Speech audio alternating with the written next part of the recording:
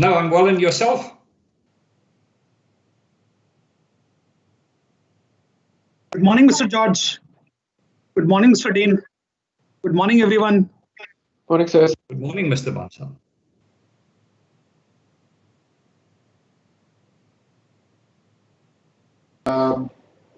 We don't have Mr. Vincent Bahopi here to start his trip back to Cameroon. So it's only myself, Mr. Pelalakwe, and we do have also in the meeting Mumpati. I think Jakes is here with us. Right. Yeah. Ready, everybody? All right, yeah. I think I'm going to. Shall I start, because Dean may have to disappear just for a short while on some other engagements. So the intention is that I chair the meeting, if nobody has any major objections against it, and then shall we start? Yes, we can start. Okay, all right. Yeah, welcome everybody. I'm not. I think. Yeah, I'm not seeing. I'm not seeing Capello here for the minutes. Mr. Shabir, can you send? Can you share the previous agenda, please, sir? Not the agenda, the previous minutes from number 25. Okay, sir. Thank you, sir. Dean, have you? I'm not seeing Tapelo, so I'm just thinking about minute taking. Yes, sir. He's at. He's with. He's with L&T. He's been kidnapped.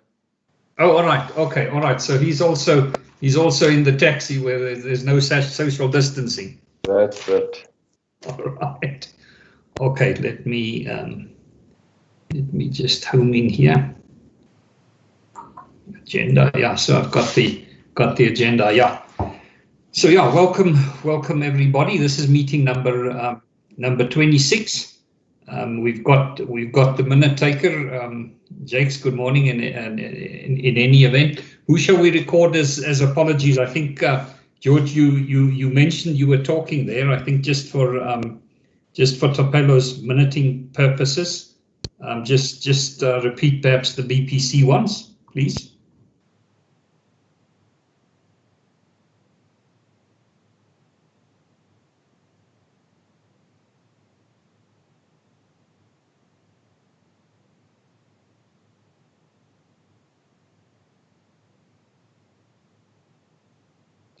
All right, because it's not coming very clearly through, but as long as Jake Stapello's got them, I'm comfortable.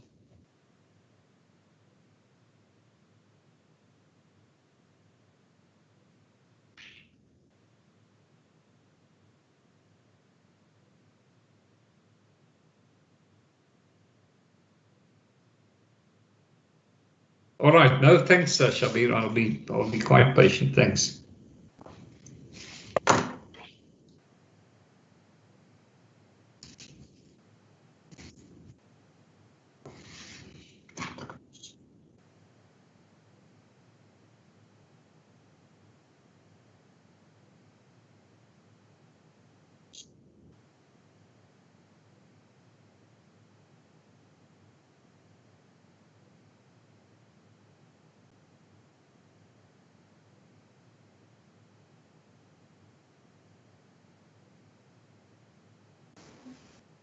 Always, Mr. G. I'm always in the meeting, sir. Always.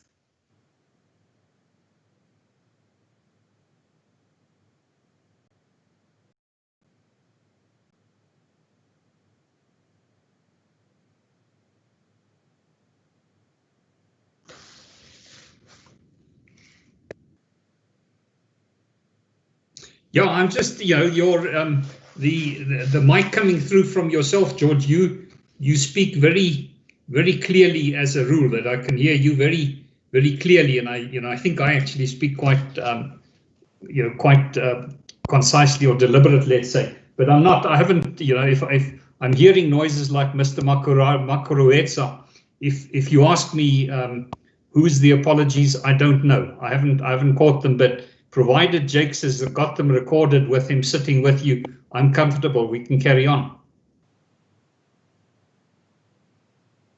All right. So as Jake's got them.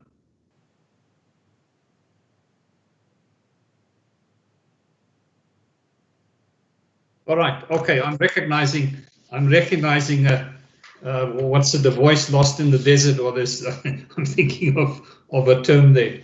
All right. I think Shabir, thanks for putting on the last minutes, but I'm not sure if L&T. I think we should do a safety moment. I'm conscious that we did the one yesterday with road crossings pertaining to lines. Is there anything specific the Patricks of this world want to share with the meeting today?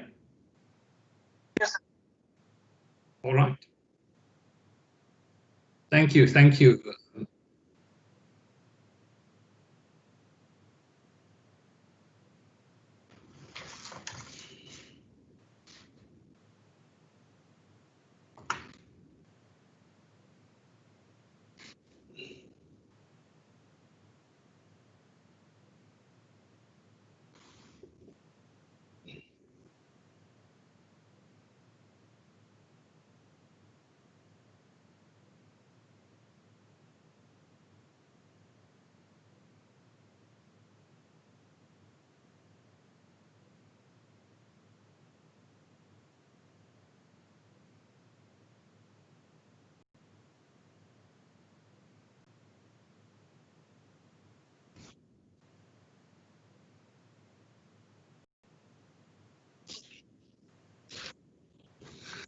All right.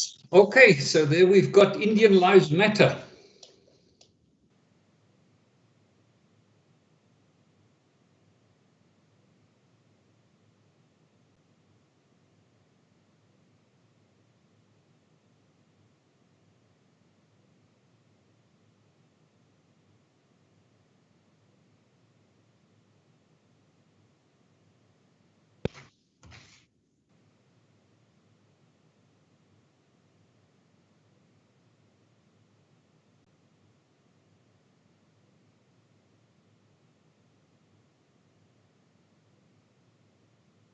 Yeah, look, I'm seeing it. It's displaying. I can see the subject is gender-based offences, and perhaps I'm reading too much into the sketch of the lady. I was assigning her as an Indian lady, but perhaps I'm wrong. And let's say that just ignore my comment regarding Indian Lives Matter. We know what is so prevalent at the moment. So I think I'm not sure who's going to lead it, whether it's Patrick, because I don't see. I'm seeing OPAT, which I'm presuming is Patrick.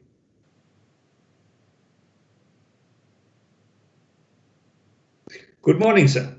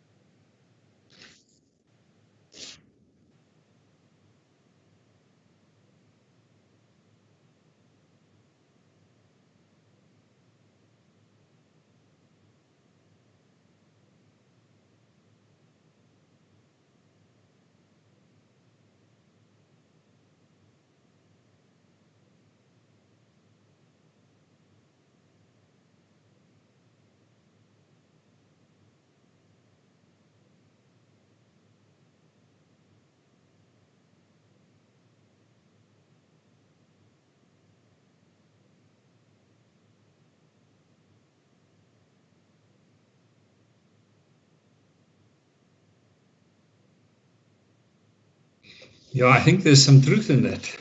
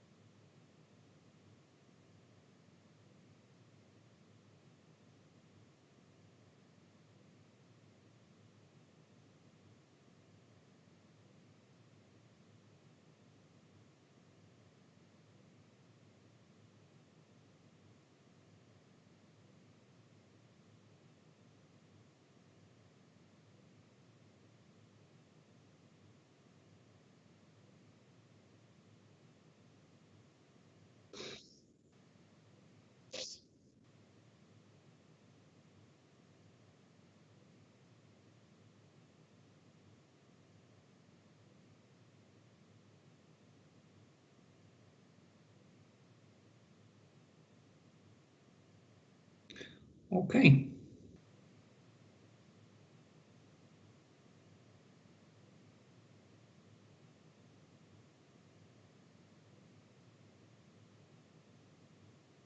All right. No, So thank you very just to much. add, sir, just to add to Mr. Lutz and team, that I'm there with this company Larsen & Toubro for the last 21 years.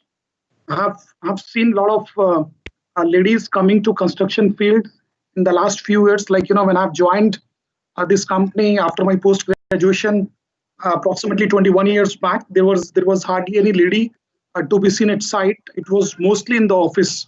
But now, if you will look at in Larsen & Toubro, our gender proportion, we have got approximately now 15% ladies working worldwide. And as a company, we are very, very serious. Any complaint or any offense towards ladies will not be tolerated under any circumstances whatsoever. Will be the performance of that person. In fact, I've seen some guys getting fired in the last couple of years, in spite of their being high performer, because they were not good in terms of their behavior with ladies. So I want to assure to everybody in this forum on behalf of my company that as L&Tite, we are taking absolute care to make sure that a lady's pride is protected, and we are looking towards having many more ladies into construction field, and to take our ratio to somewhere around 30% in the next 5 years. Thank you, sir. Thank you, Mr. Bansal. No, I think it is very very, very important, and I'm glad. I think it's a very, very relevant topic. I think really all I'm going to almost like add to it to say is people must realize, it starts all with respect, and let's say, I don't know, let's say like your the people working with us from L&T. I'll be open with you that with Indians, I think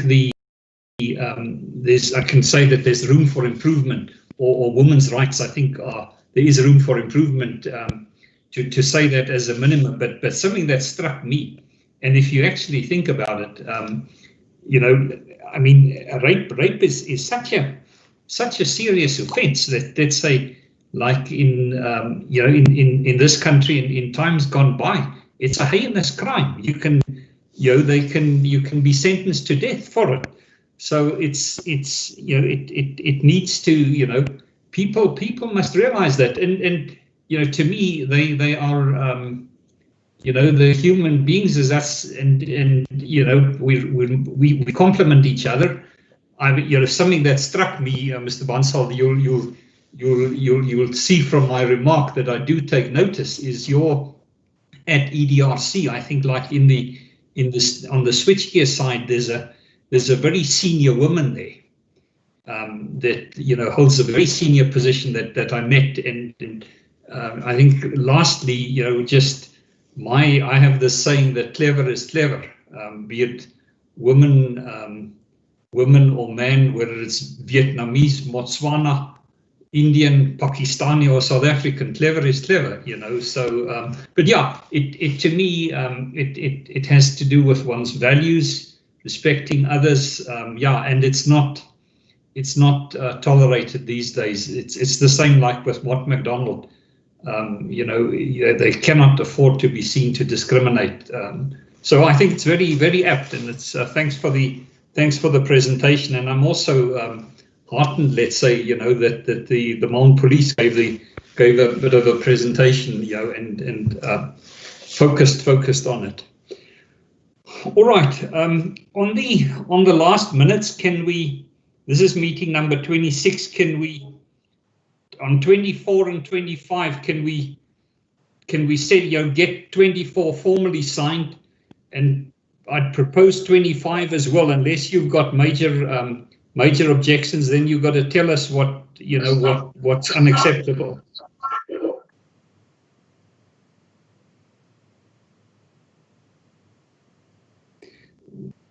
L&T on those minutes, can we do like we've done before, that we send them through for formal signature?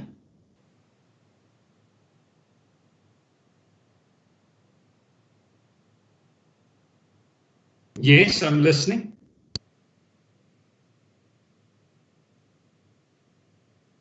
Okay.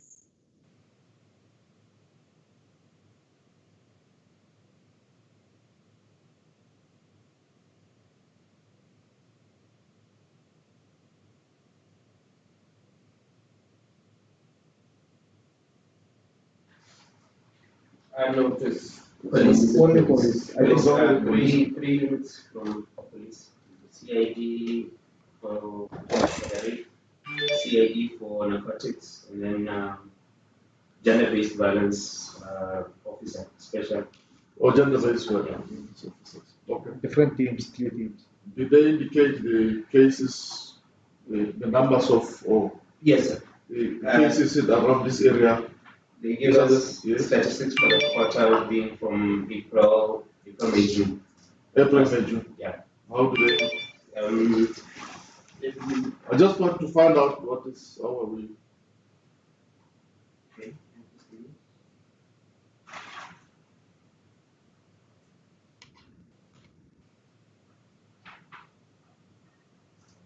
Okay, the last I heard is George wanted to find out, are we done? Yeah, I think he's trying to find out the statistics from April to June, but in the meantime, the issue, while he's trying to do that, I just want to also comment on the issue of the minutes.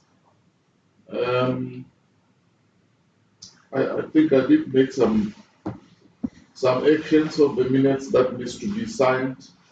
I think, Mr. Lords, just a second, I'm just looking at today.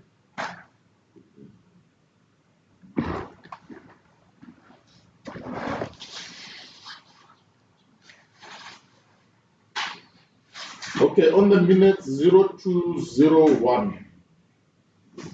Yes. I think those minutes, I just want to find out, Mr. Bansal, are they going to be signed by Harry or signed by in your office?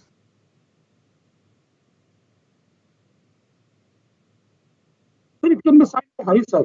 Sorry? Sir, it can be signed by Hari. There is no issue at all. Harry will sign them, or you? Because Yes, sir. Sir, files are in Gaborone. Is anybody can sign in Gaborone like that? He was asking, sir. Sir, then in that case, I also can sign. There is no issue at all. Okay.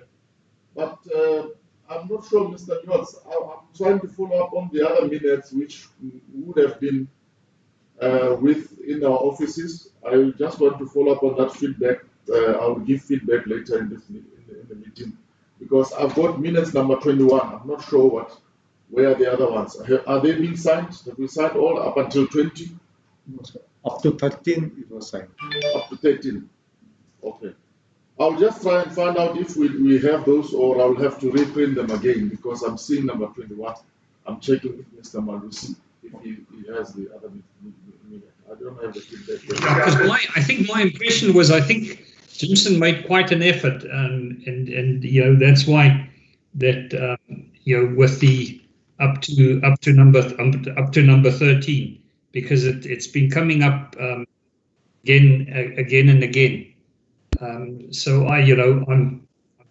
let's say for minute purposing, the important thing at the moment is whether we can forward you know that number 24 proceeds to formal signing, and whether on 25 there's any material misminuting, you know, that we need to do. That's important for it. I think longer term, and I think as Dean said in one of the Lot 4 meetings, I think in essence, you know, people must just like take an hour or two and you know, let's get them bedded down that they're all signed. And if you need something from Jimson in Gabs, or you need a minute from us, let us know. But you know, let's get it done, and you know, just make an effort. It is, you know, one's always got more important things to do, but contractually it can become important. Okay.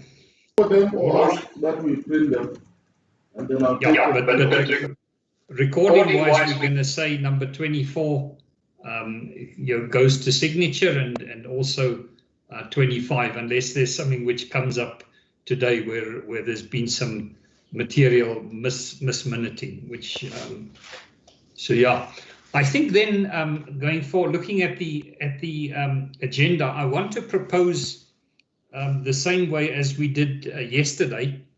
I have quite a lot of notes, let's say, on items I will want to cover, but I'm proposing also that if BPC and LMT are acceptable, that we take Shabir's you know, the contractor's presentation, because I think as a rule, once we've dealt with that, we've done mostly. I think it's more productive than trying to work through the last minutes. So that's my proposal. we can proceed through We follow almost the same methodology as we did yesterday, because also I think George Moeti, probably from his site visits, you know, as I said, I've got items here which, as we go through, if we haven't captured them when Shabir's gone through your L&T presentation, I'll raise them, and then of course anybody else who's got anything. But let's run through the contractor's report. You've got to build the job. You know what's foremost in your mind, and then as a rule, when we've dealt with it, we've dealt with most of the things. I find because your presentations are good, because you've got items that, let's say, you need attended to keep going. So let's follow that methodology, please.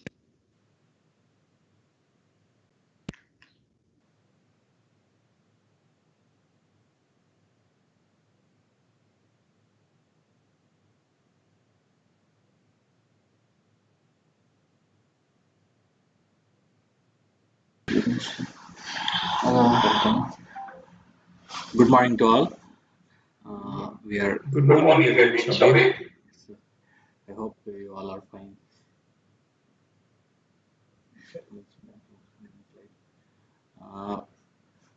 Moving ahead with our slide number 2, as we all know our project details. Just it's a view that what was our project start date, what was our project finish date, and who is our engineering consultant, our respected project management office and client. That is Smart Magnolia, MAWANA and BPC. Moving ahead with our Right, and just with you there, I don't think we want to discuss it, but I'm just focusing on it that what you're reflecting there on your cover sheet was 3 September completion. Shabir? Yes, sir. So I'm really just saying that as per your presentation, the previous item was your extension of time thing, which we need to discuss. So all right, I'm seeing your organogram. Please carry on. As we have presented last month monthly meeting, there is no change, and we are maintaining the same manpower strength as of now. There is no such demobilization or mobilization again. Nothing is there. Shabir, so the issue of the EITs, what's happening? Sir, one EIT, as we told, is already resigned is now. The second EIT we are unable to place. So, as we explained in that site, we are taking one GET, which the lady was working in our substation under GSP. So, we are taking her. She will join by 22nd or 23rd. Before 25th, she is going to join at our location. How long will the contract be? Yeah, at present we are giving for 2 months until the commissioning of substation. This 220 kV water will be commissioning. Then further we'll see that. Let's go. All right, my response to that is great minds think alike. I was just, when I was looking at it, I was just going to raise and say, have we got any similar issues with, because on lot 202, L&T reinstated the gets, and I'm assuming from what I'm hearing is that the same situation on 201. The same situation only, but say we are taking one electrical. She will work up to commissioning. Thus we are giving that one. She will be on board before 25th. The other ones have obviously from work somewhere, or is it because you have released them? Yeah, she is working in mines. Civil. Electrical one? Where's the electrical? Electrical we are not contacted. Yeah, at present we called, but we are not trying to contact again because he is in Gaborone somewhere. Is he not? Just the issue? on the subject of gender, etc. Because of we are finding here one GET, so that we are continuing with that one. We are replacing with that one. Was the guy performing? Yes. All right, I'm hearing speaking in the background. I'm not sure if it's speaking amongst each other or not. With the guy, I mean, he worked for him while they were working. He was working for L&T. They could manage to get hold of him, Mr. Lord. So I'm trying to find out what is the issue that they cannot get hold of him. Is it they haven't attempted to call him? They have called him. He's not responding. What is the issue? See, it's not like that. All right. Okay. All right. So that's So there's an issue with one of the other gates. Yes, that was working for L&T before. So, and he's electrical. He has been with the project for some time. What I just want to find out from L&T is, why is he not back? Is it because he's not available, he's not answering the calls, or L&T has not approached the person? Yes, see sir, we have actually the contract was finished the guy's 30th of March. So he was there up to the lockdown, you can say that. Yes. After that also, whatever the work progress has happened. Yes. See, we are, after our monthly meeting, we tried only once. That's very clear to us. We want to truthful to you. We were tried only once, but at that time it was not big. But after that, at the same time, we found her. She was working in GSP in the construction directory field. So we decided to replace with the person with this guy. That's the. Did you send him an email? No, sir. So you called only once? Yes, sir. Did you send an SMS? No, sir. No, sir. So we decided to replace. Was the guy a problem? Was he performing? Yeah, he was performing. He was performing. But obviously, see, sir, when the construction work is going on, we can't say like that. See, we will see the person who will work best, who will give the best to our project. So we found her. She can do much better than other people. The way she was doing in GSP. So we thought that one, okay, she will be good for us while performing other works. So we'll replace. So we decided to replace her.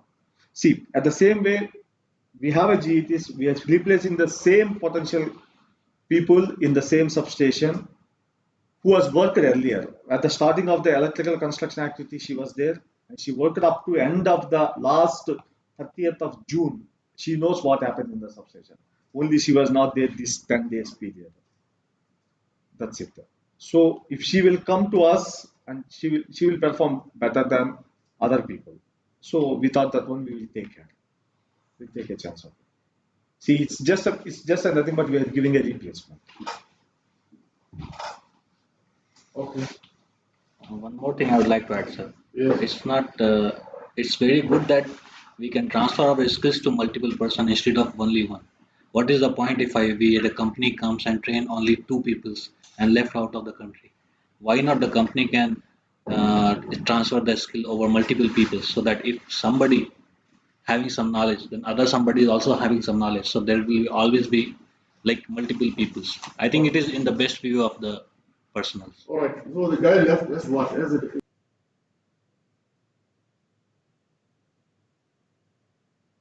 what is it? No, we have not given any position now. Yeah, she's coming as what? Or she's working as what now? She was working as an engineer. Well, she's an engineer. Engineer. Qualified engineer. Yeah, she was a qualified engineer. She worked for GSP from starting of the construction activity. Only started from that time. Previously? Previously, I think she was graduated along with these people. She joined as a GET in. She was joined as a GET in GSP. Okay. Yeah. All right. It's fine. Okay. Shall we move on? So we are moving on. We are All moving right. on to slide number Just 3. with Mr. Tapello, they're sitting next to you. Yeah, definitely. His partner is a lady called Sami Makuku. I don't know if I've met her, but you know, she held a responsible position in BPC. So you know, I'm really just making the remark that there are ladies who you know can pull their weight, money, let's say engineering wise as well. So I'm just using her as an example. As you know, as I think Sami is a true professional, and I don't think she would be Mr. Tapello's partner if she wasn't going to pull her weight, you see, because they've got to feed themselves. So it's just I thought I'll just throw that one in quickly on, you know, also with the gender-based violence thing this morning, that you know, Sami is a lady. All right, Shabir, let's carry on here with your hours here, because I think we were over 900,000 yesterday on the lot 202. Here you're sitting at about 700 or something, it looks like. We are close to 720,000, sir. I think by the end of our substation, maybe we will reach by 800,000. So we are just looking forward for it. But meanwhile, we are reporting in 2,214 man hours for our L&T man hours for the 16 days that we have passed through July 2020. And the total subcontractor man hours we are reporting as around 15,000, exactly 14,694.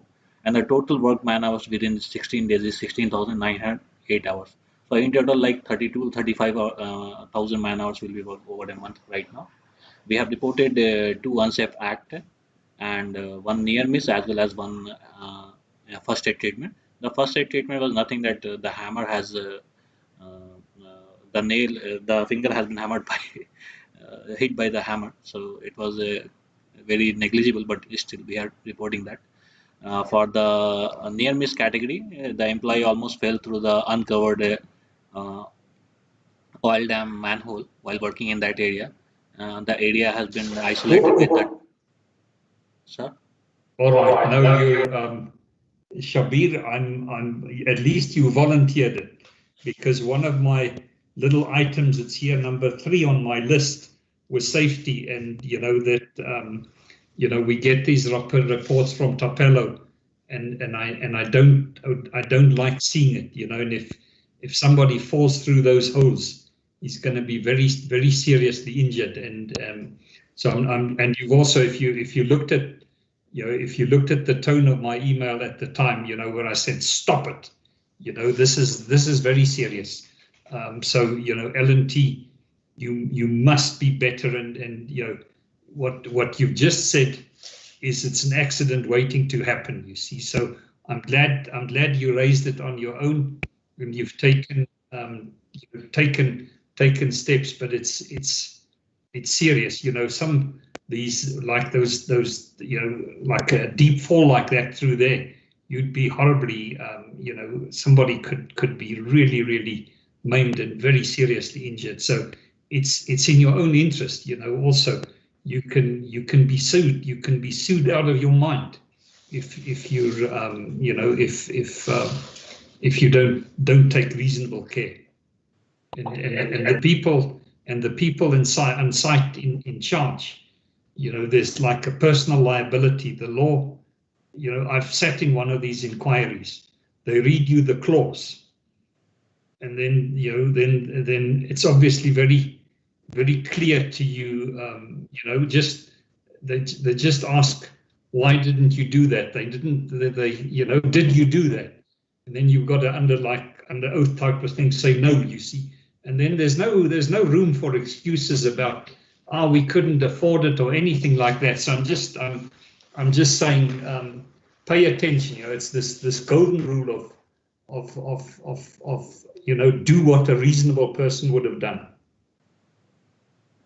Definitely, sir. That's why we are reporting as a near miss category, because we are taking it serious and we are isolating the place. As you might have gone through my photos of like 200 or 275 per week, so that you can see that sometimes we are marking as a danger area and isolating it. Even our earth pit, even if you have seen my last week photographs, even the corner ones where we presume that I think almost nobody in the working area will go, but even though we have marked it with 4 steel rods with a danger tape, but we are taking it seriously. Though we are lagging, but we are not taking a step back. We are always furious to get this attended as soon as possible, because in the real scenario we see, it's going to impact us only. It's not going to impact us and impact the surroundings. So definitely we are taking it seriously, and it's our L&T safety goal as well. And this is our intention. That's why we have not reported any LTI anytime soon, and not our intention to report it anytime in the future in any of our project toward the Africa. So your comments are very well noted, sir, and we appreciate that you are talking in favor of us only. So it's like a social favor that we are doing to each other. So coming forward to, yes, sir. Yeah, it's largely a mindset, also, Shabir. And so I think, I think it's a mindset. The senior people must set an example, and if one sees something, it rubs off. I can tell you, if I do things now at home, with all my exposure that on health and safety that I've got since we joined Mott MacDonald, there's things I do differently because it rubs off on you, and that's really all I'm saying is pay attention to it, and and it just illustrates to me, here that you were always almost caught out, that there was an incident.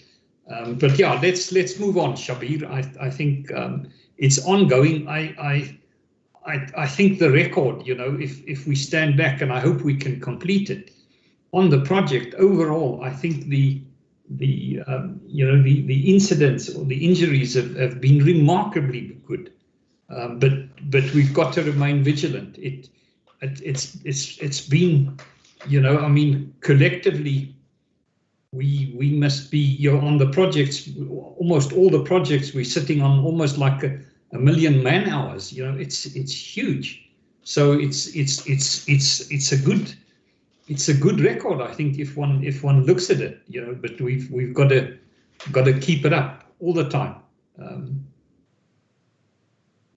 Okay, so there's your triangle.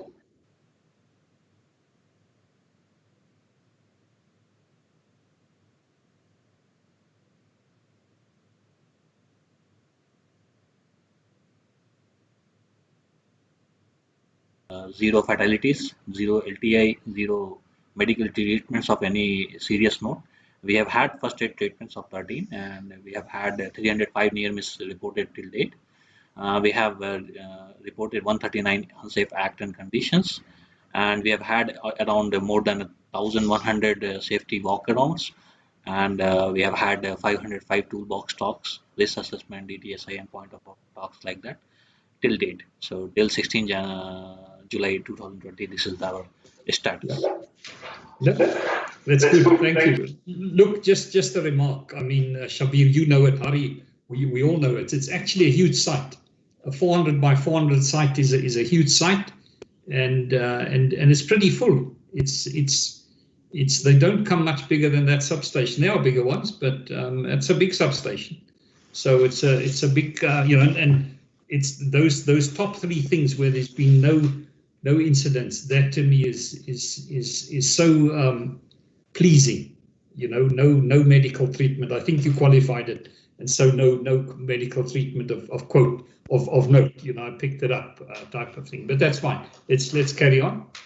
So here's your manpower deployment. Yes, sir, it's a reporting of the man hours in a graphical form. As we can see, April and May have seen a subsequent dip. So it's clearly visible in the lockdown periods, and thereafter, as you can see from June, we have gradually picked up, and we are going to increase it. July seems to be lower than June because it's only 15 days has been passed. So I think it is going to be increased more than June. So we'll pick up the previous comment at the earliest. So, okay, yeah, because you're only halfway through the month, just over halfway. Moving ahead to our manpower status. Yeah, that's just a projection. Yeah. So we are reporting as a 16th, 145. Okay. And moving ahead with our next. Yeah, look, I mean, we're we're in the main straight, or if it was the old Kyalami racetrack that I knew, you were on Crowthorne Bend, you see, and then you had the bit of the straight, and then you had the kink, and then you had the finish line, you see. So we are approaching the end. I didn't realize it's 275 photos, roughly. Shabir, I was thinking that if it was a mechanical camera, it would probably wear out very quickly. But yeah, it's getting there. We're every week we can see it getting closer. So it's like 400 by 400. So getting around all the substations like 1.6 kilometer on foot to get around the view of the substation. But anyways, we'll soon be sharing the time-lapse photos also as well of a single position, so that we can see a gradual increment of the progress. Whether I'm working on it, maybe I'll share it soon with you. Just my interest is, when are we planning to get the expatriates that have been utilized on this project out of this project for 0202? Mr. Bansal, maybe you can advise here. Sorry? I didn't get I didn't get. Yes, sir. I think our discussions about going forward, there are expatriates stringing team that we want to use it for stringing. When are we going to demob that team from the substation and mobilize them to the line? Sir, actually, sir, I have spoken to GSP. There are approximately 24-25 people which will get free by end of this month. But according to him and Hari, they have spoken to all the guys. Only 3 and 4 people can work for transmission line. Rest of the people, they are not able to work in transmission line. But sir, now what we are doing, we are trying to take their help for tower erection in that 132 kV area, those 132 kV towers. That we are trying to do with the help of GSP team only. We are not mobilizing any team from this place. And then with that, we will take call with them, sir, based on their skills. Because the idea is that we will try to merge this team along with our online OPGW work, where the expertise will come from South Africa. Those people, they will work on the tower. And if some people from Zimbabwe who are there already, if they can do some groundwork, sir. So that sort of combination we are working. Because for OPGW live line, there will be only 13 people. So those people will not be enough. We have to merge with local. Accordingly, we are working, sir. And apart from that, as I have told you, we have identified a total team of 51 people from South Africa. So those 51 people with 20 local, 71 people will make one team good enough for one section.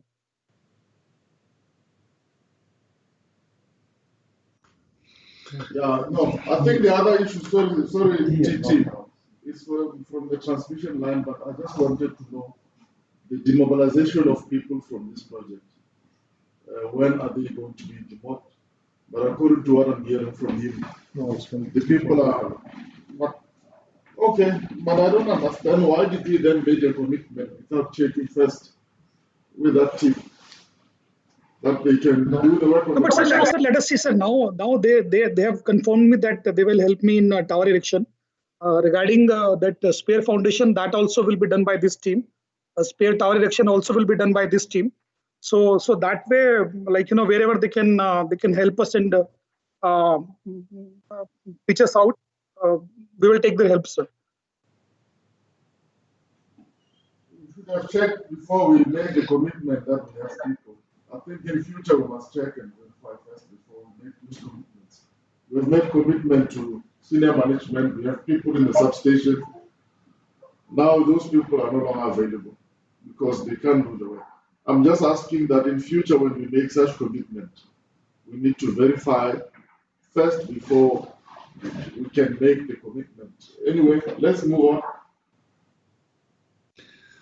All right, I can see what George is getting at. I think Mr. Bonsal's comment, I think yesterday, that nobody is, or no party is almost more interested or has got more financial incentive to finish the project, and I'm talking about 201 and 202 than L&T. It financially, the sooner you can finish it, the better. And I think also you are, I think, exploring getting in additional resources on it. That's my perception. But all right, let's carry on. I think it's encouraging what I'm hearing, is because what I'm hearing is in essence the way to work is we don't want to, let's say, have the mine guys digressing, doing spare towers and stuff like that. We want to have Ramesh and his team and Mr. Kod, the other gentleman on section 1 there, that they carry on, do the main job and let them focus on that. And then on the side we do we look after the 132 towers, and we do the we do the spare towers as well. But the main job, that's obviously our main focus, is eventually to get the main line finished, and then the others should also be finished by then. But all right, there's your plant. Any particular challenges, Shabir, on this diagram of yours? or bar chart histogram? No, sir. Just we are reporting the plant and machinery. We are having 21 working plant and machinery. 9 are idle, and a total of 10 are in breakdown condition. So we are reporting a 40 of plant and machinery. It's the same as we have reported the last month. So there is no such an individual. Yeah, all right. Yeah, I'm really just saying if there's anything you want to draw our attention to. Otherwise, if it's like business as usual, let's carry on.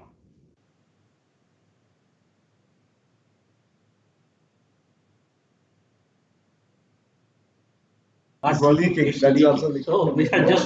don't have a column that punctured drip tray. So just we are writing. Okay. I knew this point will come. Okay.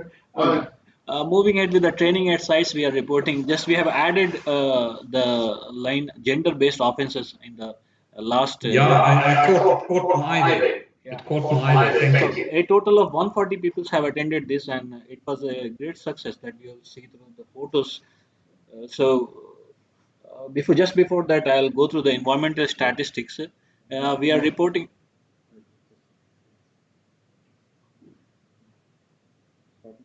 Okay. Yeah, I mean on that one, Shabir, I'm not pleased. Let's say the reports I get back from Tapelo, that a machine is leaking oil, and then you put a drip tray there, and the next time it goes past there, the drip tray is gone again. To me it's got an element of deviousness, or it may be pinched. I don't know the exact circumstances, but it places a huge question mark in my mind, almost as if it's the Germans have my mother used to have a term which is called eye servants, that when one sees it, things are done correctly, but when you don't watch, it's not being done correctly. So I'm just saying, I don't want to see that. That if a drip tray is put there, it mustn't disappear. It can only disappear when it's fixed. Sir, the main equipment now, yesterday we have removed from site. We have kept in our laydown area now. We have removed the complete soil which was contaminated, and we have kept it aside. And we did all corrective actions yesterday. We have completed that one, sir. The task was completed yesterday only. All right. No, thank you.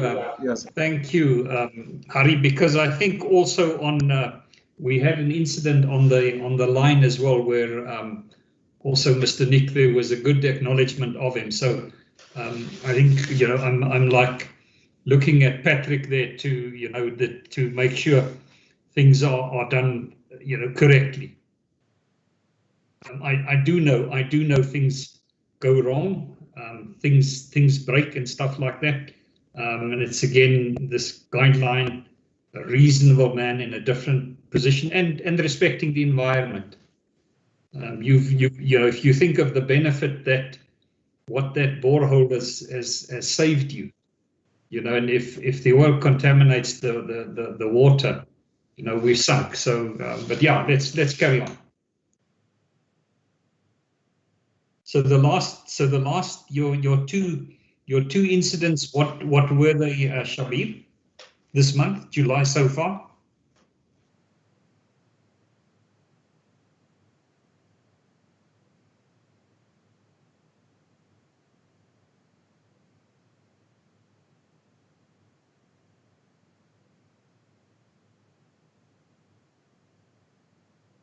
But we're both oil spillages. You reported two. One was dust suppression, so that I have reported on the top of this chart.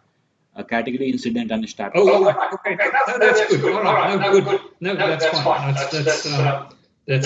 All right, let's move on. Submitted the report to the Department. I'm waiting for signature from Mr. Patrick and Mr. Sisek, but the draft is done. We're just waiting for the review and submit. Next week. In the meantime, we discussed with DIA for the 2-week delay, because we're supposed to go end of June, but they are aware that we'll be submitting next week. Next week? Yes. Okay, can you copy Mr. Sinyane, please? Yeah, no, after submission, they'll give us acknowledgement. You send the acknowledgement and a copy of the copy. Yes. Okay. Please send it to us as well. Yes. As the ECs and the PMO. Sinyane is from BPC, he's the environmental officer. You have his details. Mr. Patrick will contact him because I think. No, we will share all the details with Patrick. Patrick will share to everyone. Thank you. Okay, sir. Moving ahead with the meeting and consultation part, we have had a meeting with MAWANA COOC for the request of timber to use for MAWANA and Kokale areas, and we have had a meeting with the Mount Police for presentation on gender-based offense to MAWANA Substation staff. The presentation was carried on Friday, 10th July 2020 at our MAWANA Substation site. These are the photos of this event. If you can able to see my screen. Yeah. No, to me it's Shabir Hari. It's commendable. I think I've seen photographs before. I'm seeing this bakkie with a wood loading, etc. And I can't see it close enough if it's an old Toyota Hilux like we used to have years ago.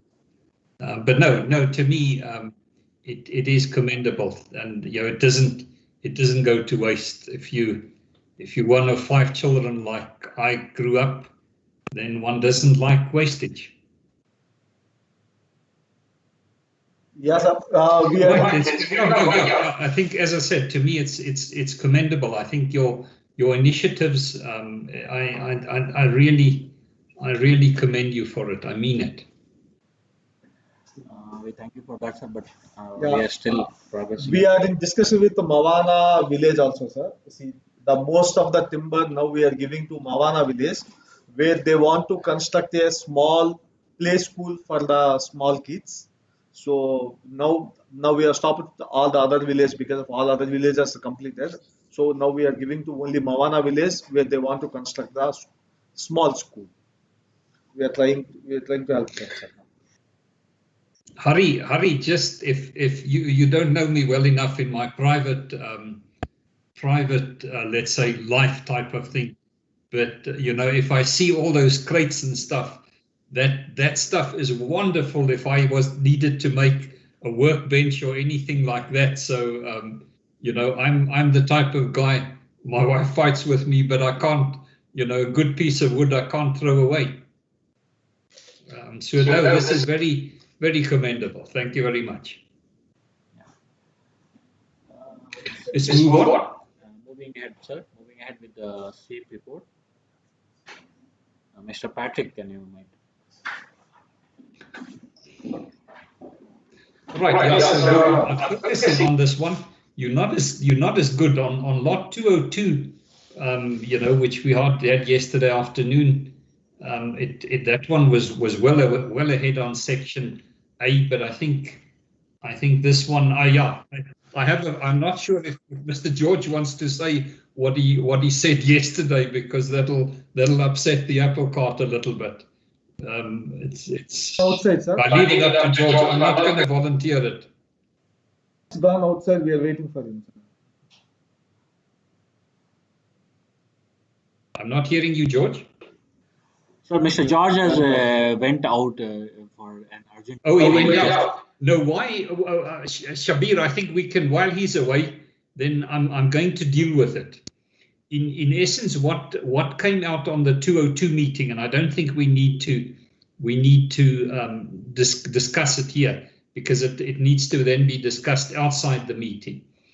Is George Moeti was saying, as far as they were concerned, with the those percentages applied to the contract value as amended, in other words, including CPA, whereas Mr. Bansal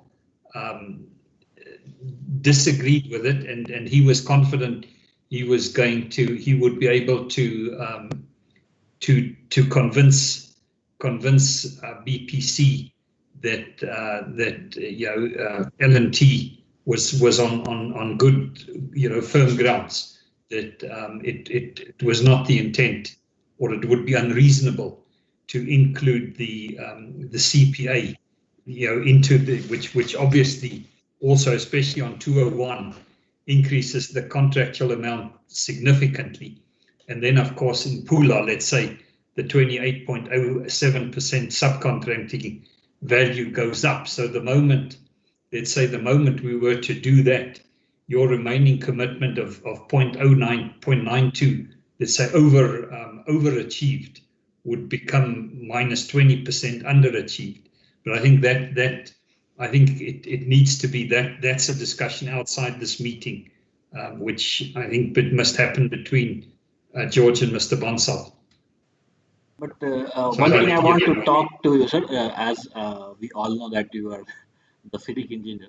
But whatever, with my limited knowledge, I just wanted to confirm what is my apprehension of the FIDIC. What I understand, the obligation of the contractor from the employer is always on the original contract value, while variation doesn't have any of such clause. Variation can be made on the original contract value, but the net obligation will remain the same on the original contract value, not on the revised contract value. Correct me if I'm wrong. Shabir, as I say, to me, I think it needs to. I note what you say, and I think the principle is very clear. Let's say if I was to do an extra, if I was in the contractor's shoes, then I'd as a rule almost say, here's the variation, but but it's subject to the original, let's say, underlying contractual conditions. As a rule, if you say that is safe. What I'm saying to you is, I don't want us to spend time in this meeting. It's the same thing. If Mr. George and Mr. Bansal deal with it outside the meeting for 202. All right, sir. You are correct. You are correct, sir. Please. So by all means, I mean, you can certainly put your view to Mr. Bansal, so that in his presentation, when he makes his case towards BPC to say no, it has to be applied to the original value. Then that's it. I mean, in a way, it's pretty late in the day now. If it was to be, it could almost be perceived as changing the goalposts. But what I'm saying is, if you change the goalposts now, it's almost too late. I think the water's under the bridge. If it was missed or whatever, I don't know. But I don't want to spend more time in this meeting on it, because the way it's been.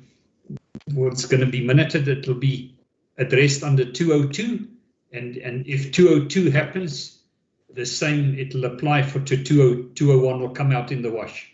If Mr. Bansal is right, 201 is covered, and if George is right, it applies on both contracts. All right, let's carry on. So there's your progress. Let's focus on. I'll go through it, sir. Okay, all right. We'll not discuss that subject. We'll focus on our project progress. So we have reported engineering as 100% long ago. Procurement has been finished on March only, and our construction we are reporting as 98%, while civil we are reporting as 100%, 99%, and electrical works as 97%. Pre-commissioning TNC like 51%, and overall we are reporting 97%. You may see that the progress has not varied from the last month to this month. 97%, it is the same 97%, because the truth is like it will be 97.1, 97.2, because the weightage it will drag down the last few activities.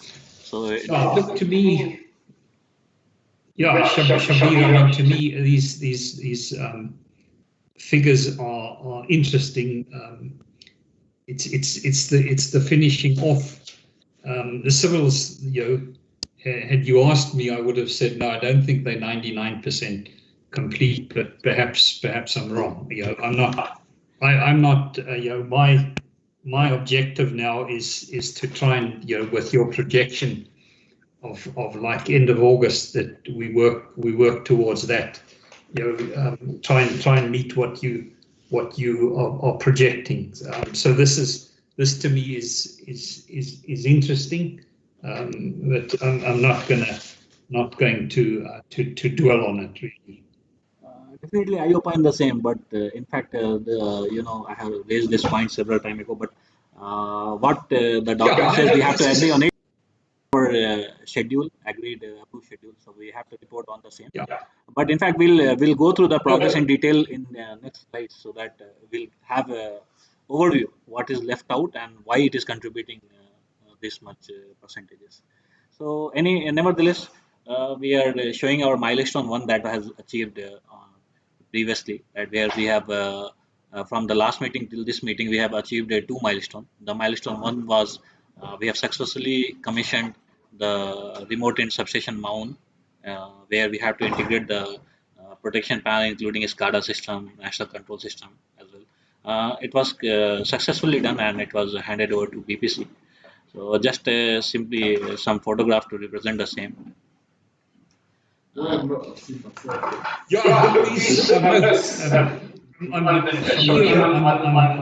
confident. I'm glad to recognize the faces.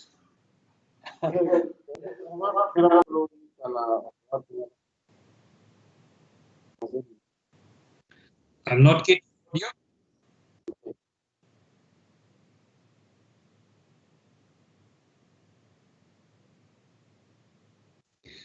Yeah, I just Shabir, I'm hearing you loud and clear. So those two outages are done. Is George back? George, yes, sir. Yes, I'm back, Mr. North. Sorry, I was trying. All right. Okay. What I'm going to raise it in this context now. If we need to discuss it later on, then I just don't want us to forget it.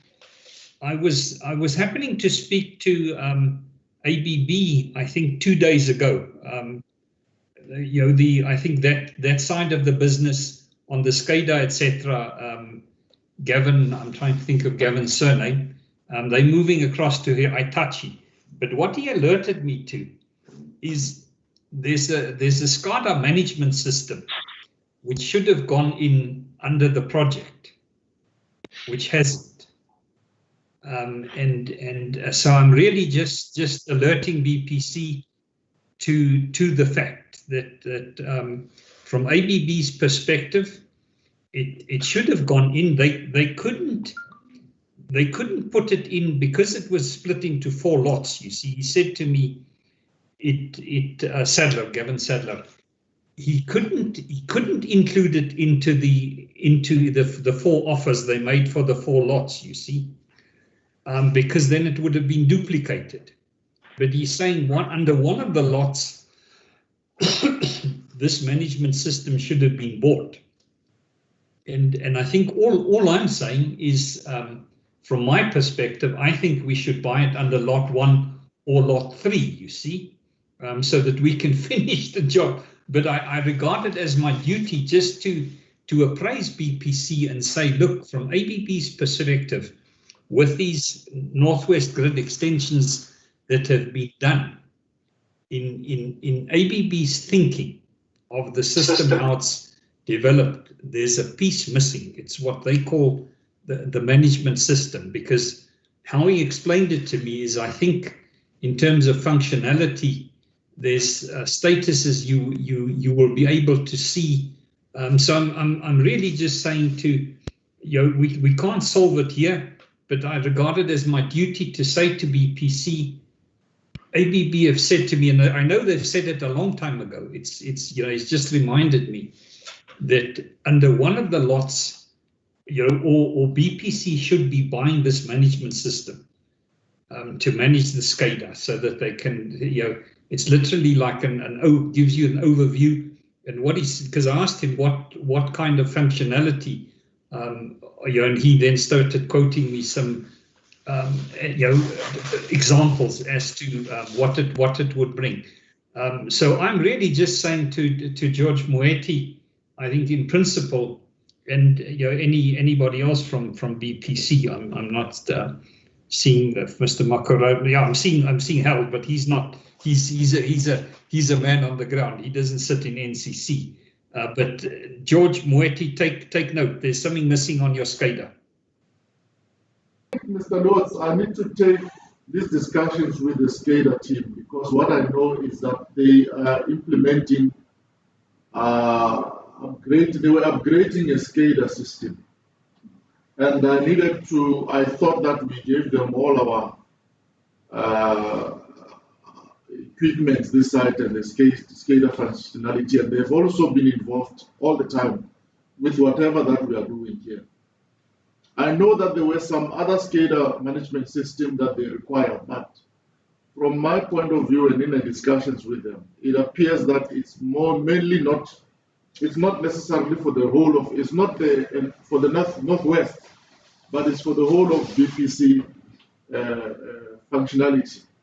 And to me, I said, but why do we have to buy something under this project? I think it should be something that we buy as BPC, because they want to have this seat in Gaborone where they can see all these equipments. I think that's what I knew about it. But what I will do, I will then follow up with the SCADA team and find out what have they been doing on the other project, and discuss if there is such a necessity and how can we resolve that problem. Because I think, and I remember in my discussions with, I think, TUSO, they were saying, no, it does not mean that Northwest cannot operate without the system, but it may be that it's some added advantage. So I will engage SCADA, and we can discuss from their point of view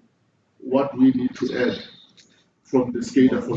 I think George, that is what it came across. What I understood is, I think you have a very limited functionality without it. That if that management system is installed, the equipment status, it literally, the emphasis is management. You can see what's happening so much better.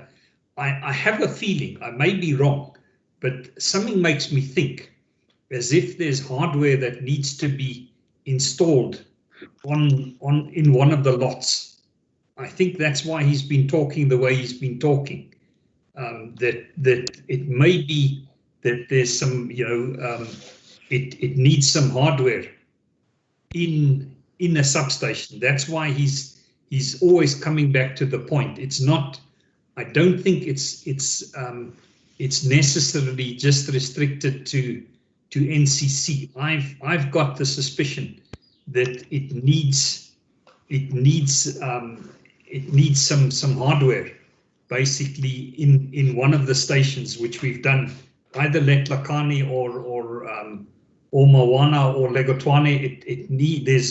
There's something that has to happen under the lots. I'm speaking under correction, but that's my impression. But it can work. It can work without it.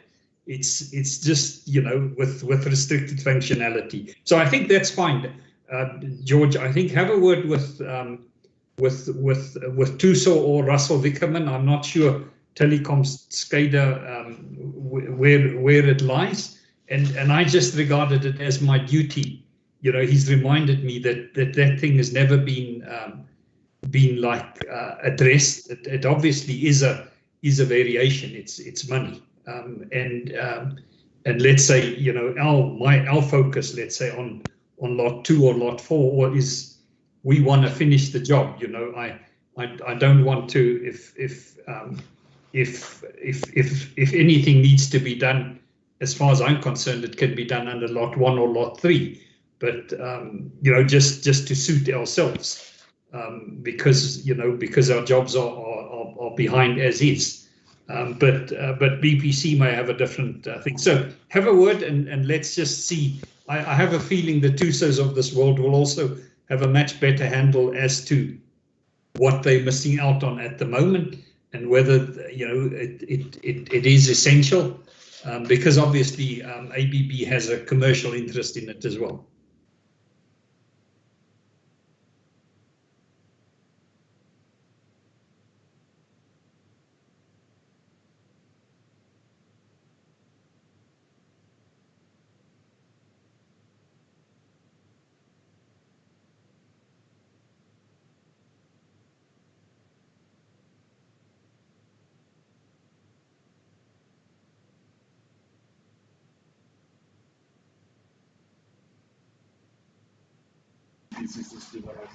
But Okay, I'll take all right.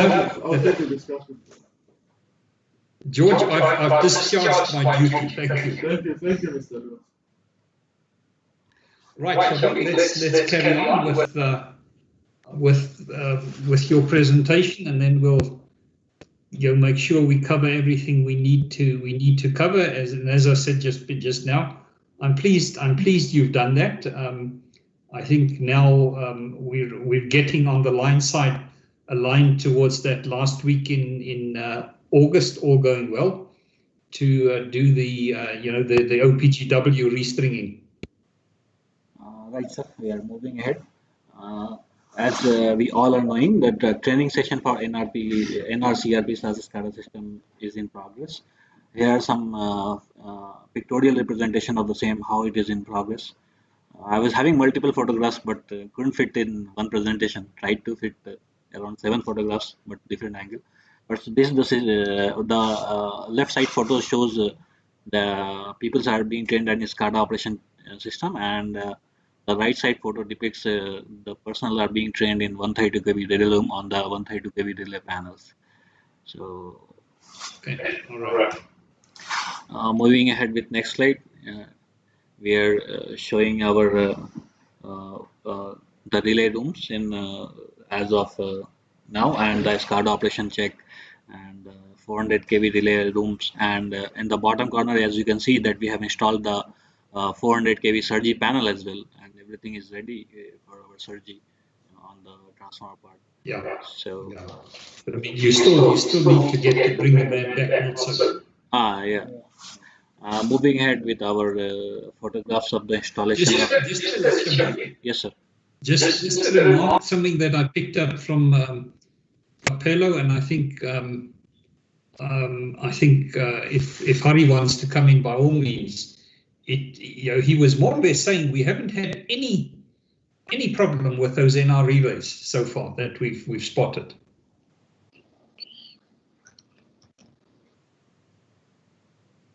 What I'm saying, Hari, is what Tapelo Jakes has said to me is so far there has really been nothing untoward, nothing. There's no defect, no problem come up with the NR relays. Everything seems to work. It's zero problems, not even relays, not even small things, all, including complete panels. We have not found any defects in that one. It's a zero. Seems like the decision was always the right at the time. Nobody should think that the decision. Yeah, which to me is very, very comforting. And I'm also I'm conscious of it being the first NR relays in Botswana. You see, so I'm obviously and I do regard that somehow I had something to or I didn't block them. Put it that way. That I let it go. That there's NR relays, so there's an element of me wanting that they perform, and so far it looks good. And I got a very good feedback from BPC engineers also. That one, when we are doing a testing mainly with Lali sir, he was very happy with that one. How user friendly of those relays we can operate and other things. And when we were giving training to BPC also, they were very happy with SCADA. How easily we can operate, how the HMI screens looks like, how the signals are there, everything they are very happy with that one. No, that's very, very pleasing and comforting, especially coming from the likes of Lale. You know, they're the guys who've got to operate the system eventually. So that's very, very pleasing. Okay, moving ahead with this photograph, as we can see, the 400 kV jump ring are in progress. In 132 and 220 kV area, we have completed the jump ring. And moving ahead with the next slide, which Sir, I want to add one point here. In a 220 kV jump ring, you know that one last time there was a mismatch in Lagatwane RYB phases and MAWANA RYB phases. Do you remember, sir? Oh, yes. Sir, I got a few details from Mr. Mumpati, and also Conco and KPTL. We have requested them to visit our site. So we got some details. With that one, we are changing our connections as per the remote and Lagatwane substation. All right. Okay. Now here I must keep absolutely quiet. You see, Ari, because I'll show you.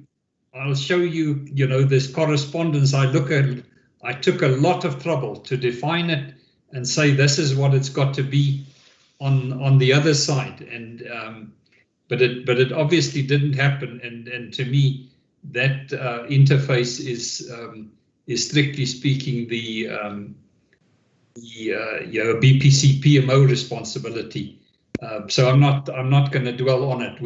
I know we can relatively easily, when I looked at it with the droppers, we can change it. But you know what I'm really just wanting to emphasize is I took a lot of trouble to get it right, and that if I had to force them to change it to suit us, all the documentation is in place. But you guys have obviously are obliging to change it on our side, whereas you know contractually I can tell you they would have had to change it on the other side, because we you know, because I know these things, it's all recorded, it's all defined, but it was either not passed through or it was ignored. But that's fine. That's let's just get it, make sure it's right, and you know, get it done, and make sure that KCM's motors turn the right way. You know what I'm referring to, Ari? Yes, sir. Yes, sir. Yes. You know, Just by the way, Ari, BCL 9 there in Salibi Pickwick, when they took power from BPC years ago, the motors ran the wrong way around. Okay, sir.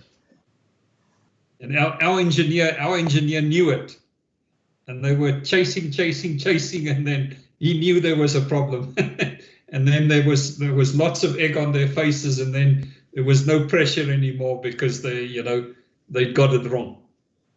So let's carry on. phasing is important.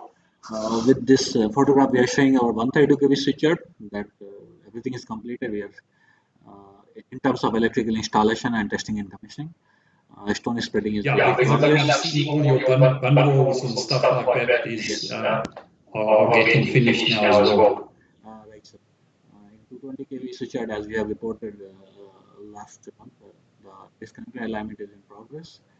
And what we must talk about, you know, also when we get just now to program is overseas people, because what I'm very conscious of, you see, is if you want to finish end August, that's 6 weeks away, you see, so there's not much time. So I'm really just saying we mustn't forget about talking, because what it triggered in my mind is Chint coming back, and then you heard me speaking about Sergi just now. So carry on. I just want to say we must just talk about it before we close the meeting at some stage. We'll discuss in further slide. Just I will skip through the photos so that you can. You might have seen these photographs, but just sharing it again. So that, it's coming a little bit delayed. And Hari, really, just while I'm here, you sent me those levels and stuff like that where you've checked them, and you know, it would have been better that BPC, you know, does some checks with Lucas not being there. So there's nothing we can do. But I can also see from your side, if you've checked them, and you've got the record.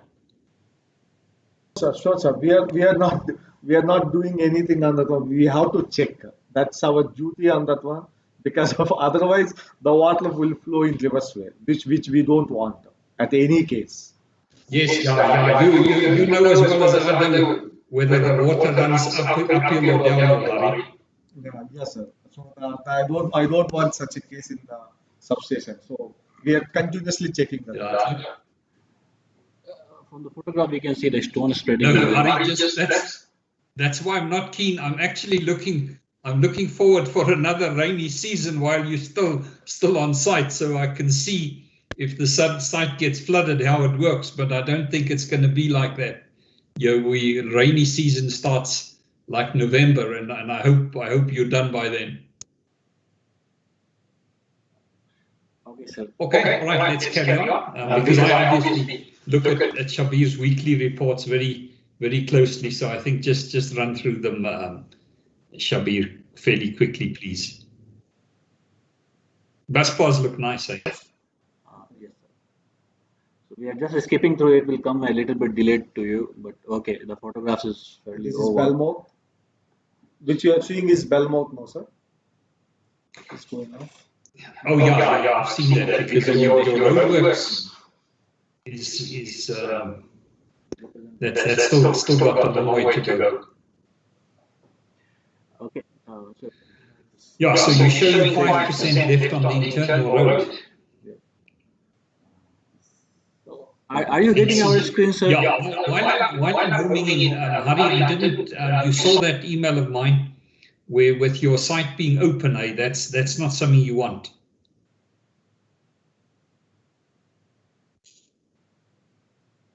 Okay, sir.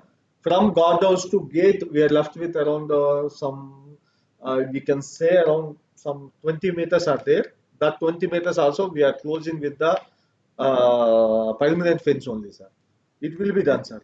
Yeah, no, that's fine. You know, what to me, Hari, it can be, it to some extent can almost be a barbed wire fence. You know. Yes, sir. But so that if a guy climbs over it, you see, it's very much a deliberate act, and you know, that's really what I'm emphasizing. That you know, you shouldn't have that site open. You can't afford to do it. The risk's not worth it, and you have to protect the public. So I'm really just raising that, and you are taking action. That's what you're saying to me. Already poles are fitted, sir. Today they're putting the fence mesh, and from guardhouse to here, just we will put our security guards at present. After holidays, those 20 meters also we are going to complete, sir. Okay, all right. Now I'm just, you know, you have to secure the site. It's a legal requirement. These are the 12 activities we have listed down for the civil construction activities to be finished. So mostly, as we can see from the work completed, it's almost on the completion stage, except for the Belmouth, that is in 32%.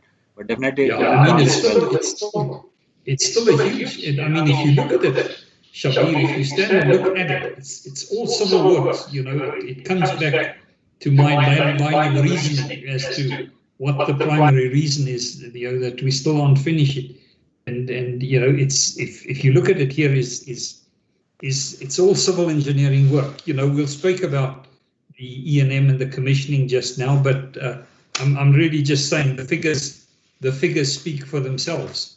You know, that if you look at on that, I'm going to cover it while I'm seeing it here now. Hari, the item on the question mark we had on the integrity of the cable trench covers, I think that's one we can address easily, and I would have thought you would have done it by now, that we we load it up with some cement bags and see how it performs. After this presentation, we will attend on this point, sir. Okay, we will show. Okay, sir. We have attended this, but We will show some picture and video of that one, sir. Okay, sir. We have yesterday shared a complete report on that as well. So you haven't done it yet, Hari, have you? Oh, sir, we have done that one. One sample we have. Hari, otherwise you can do one thing. Right now you can pull up that video and show it now. All right. Yeah, otherwise, if you've done it already. I was just, to me. No, sir. Mr. Lutz, it's a point which was there in the last meeting. They have taken their action. So let them reconfirm it right now, like, all civil points. Since we were there at the civil slide, so all civil points can clear right now itself. Yeah, I'm by all means. What I was very conscious of, Mr. Bansal, is if they weren't fit for purpose, you see the implications for the project are huge. That's why I was hopeful and confident that it should pass the test. You see, and then we can put it to bed. We've still got to be vigilant for let's say cracked ones or anything like that. But there's not a latent problem, you see. Whereas if it failed the test, then in principle, I think the whole lot of them could be condemned, and that would be a disaster for the project. Lutz, sir, apologies for the interruption. Yesterday we have submitted our method statement. Internally in L&T we have performed this. We are going to show what we are doing, what we have documented and submitted to you. We will show in a video form. Upon this acceptance, we can go ahead with client witnessing. So I think Hari will share the video right now so that we can show the method statement live. We have submitted in a documentation form yesterday night and only. I think all the stakeholders have been copied. Sir, further this one, see, 132 kV, we are almost placed the cable trench covers. We are changing the covers where we are actually facing a problem. Once it was done, we will call for inspection for that 132 kV also, sir. So, if you are able to see our screen, just can you say yes, then we can play it. Yeah, I'm seeing that. So that's 150 kilos you've got there. No, sir. So that's almost Mr. Lally.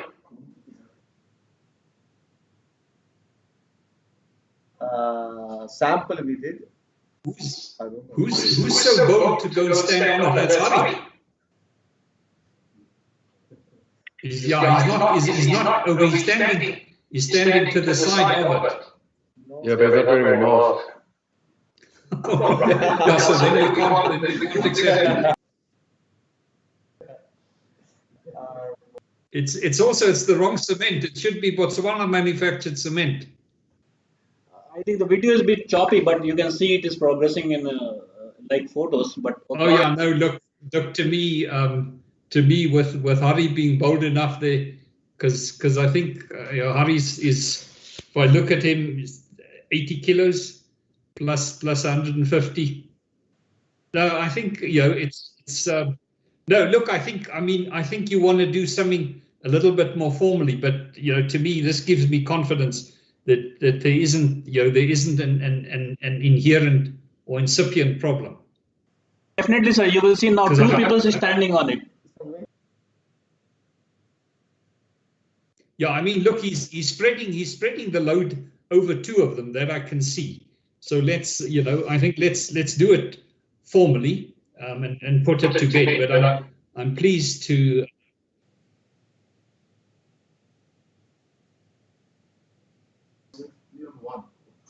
So one only. Because I think we are putting cable. You see, I'm just going to, because in principle I think we said we're going to load up like one of them, because what I'm seeing here is 3, but it's spread across 2. Because what I'm conscious of is if a guy walks, I think at some stage his full weight is on the one leg. You see, but this is quite encouraging.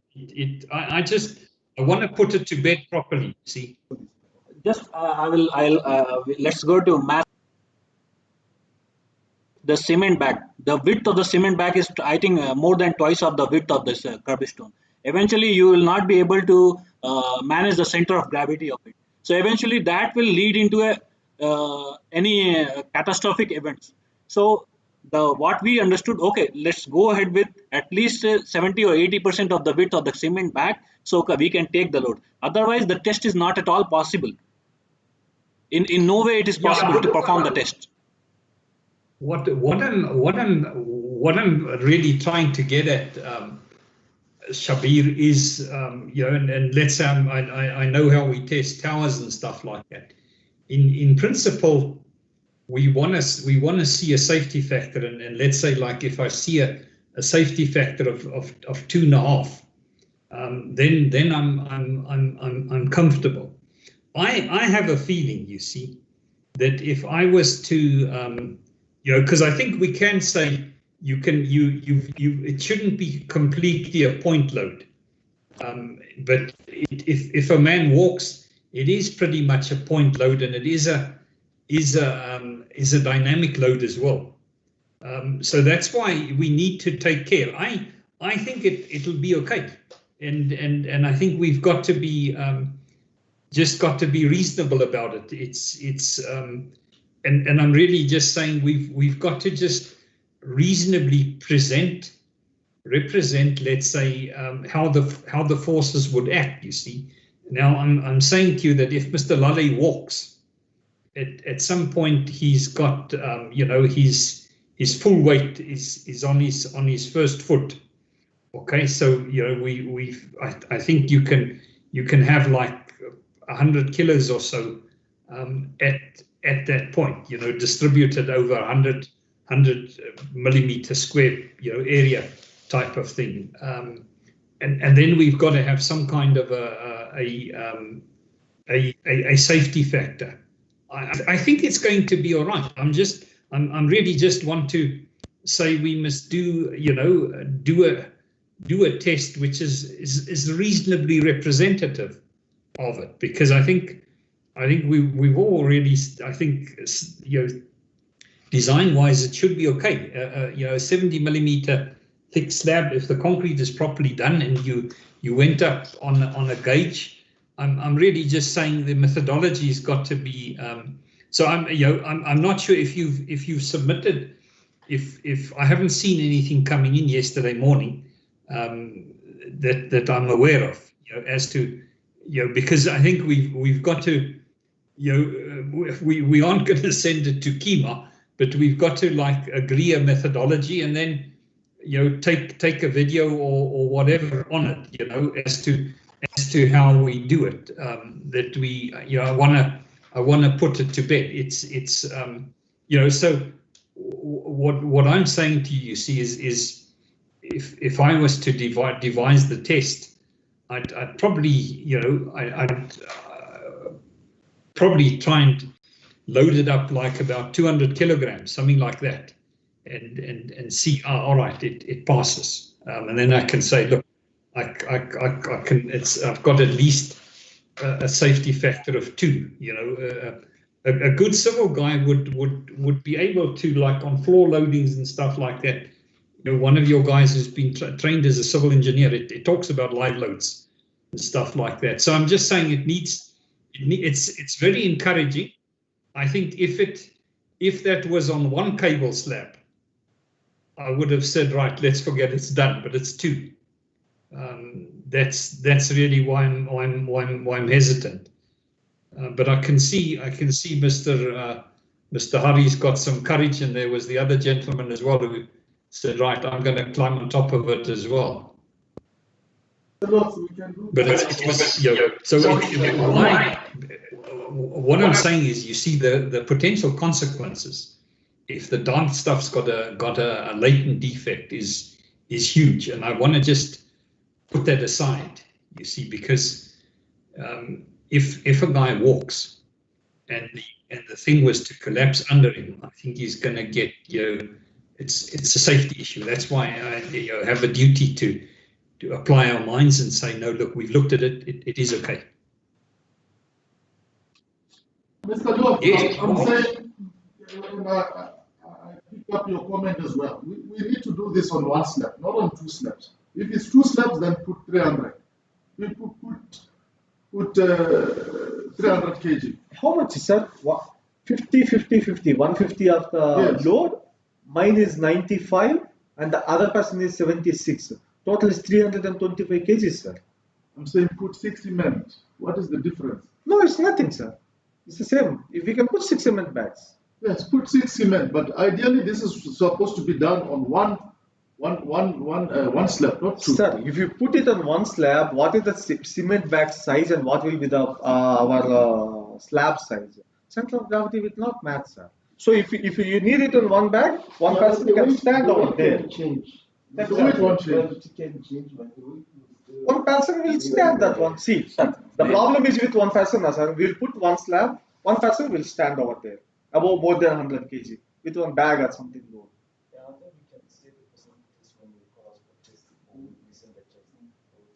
Look, you can use 2 slabs with just for double loading. See, first of all, cable trenches are not for walking.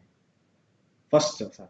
The second, whatever we will put, no, just a minute, sir. Whatever we will put a cable trench covers, all slabs, whatever we have placed on the 132 cable trenches, we can stand over there on single slab, 2 persons also, nothing is going to happen. Where does it say it's not for walking? No, I'm telling you, sir, these are all these things, sir. No, it's not designed for walking. No, you cannot avoid a person. No, that's what I'm telling, sir. That's the risk. So you must make sure that in case a person walks there, sir, he can be protected. One person is 100 kg, sir. Who is having 200 and 300 kgs in one person? No, but it's the design requirement. You remember what happened when I was working on the trench covers? Sir, we told that one, that cable trench cover was not good. We clearly told that one we are going to replace, and we replaced. And there's a number of them that are changing on the substation now. We replaced. I was there So yesterday. during the test, you're going to sample also. Yeah. You can see, that's what we are telling. Whatever we have placed on 132 kV cable trench area, So I can from see there you can choose select. the best. So what I'll That's what we conclude are this. telling you. In 132 kV area where we have placed the cable trench covers, when we call for inspection, from there you can choose. Sir, Don't have any- even though when we are going to hand over to you 132 kV area, we'll say, okay, EC, BPC, and PMO, you can come and you can check. At that time also, you are going to thoroughly inspect it. You will not just come up and you will take handover of 132 kV. At that time also, what was the discussion conclusion of the previous meeting? Let us propose, L&T shall propose a method statement of the test procedure. That's what we are doing it right now. Now the client has to decide how they want to perform it. This is our way, how we are projecting. But again, what you are saying, 6 bag. Let us, again, I'm telling you, if you go back to physics, the surface area, the bigger the surface area, the lesser the load. I know where you're coming from, but the load are distributed at all 4 points. Otherwise, the narrower tire cannot take the heavy loads. But you can't use a bicycle tire on a motorcycle or any car. The width, the higher the width, it cannot tolerate the load. It will eventually go out. When you put the cement bag on a horizontal position, now it is in vertical position, as you are rightly saying. The surface area will divide, the load will derive both sides of the main stand. You will not get the load on the center. What do you want us to do? What do you want us to do? I don't want. Nothing, sir. No, how do you want to No, do we that? have proposed on method. You can come and check. No, you are telling that one as you need on single slab. No, I'm telling you, sir, as you have single slab. On one slab, we'll stand 2 people. You can see. No, we can't test with people. It's human life. If that person falls while you are doing the test, how do you use We'll a put cement bag. No, we will. Then if you need a cement bags, then we will put it in two slabs. We must test it on one slab and put them running in parallel Sorry. on the other side. Not वैसे problem नहीं आएगा, मसला नहीं है. Okay, sir. We'll put in horizontal manner. We will show you. Because the width of the cable trench covered will not allow to put in vertical manner. We'll put in the same axis. The axis of the put it in the same axis will put. Axis is Correct, man. Correct. What? Hari, there is one more thing. Hari, there is one more thing. Hari, there is one more thing. It's not that, something which we are doing for the very first time in our life. There are many more substations which we have built across utilities, across countries. So kindly check with your ADRC team. You would be having all previous approvals of all utilities, including Dubai also. Okay, I have worked in Dubai also. Dubai slab also have seen like, this one is better than that. So with all those approvals as a backup, you can show it to them.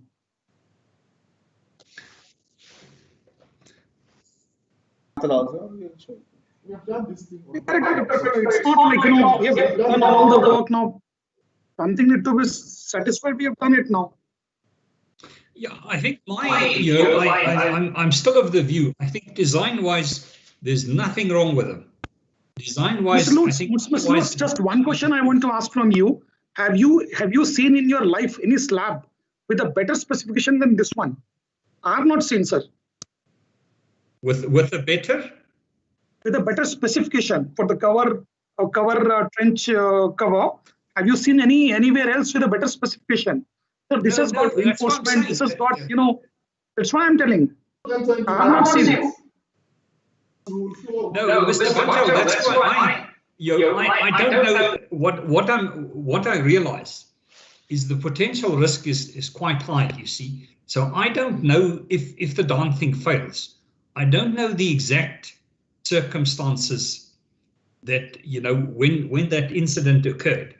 I have a feeling it was cracked.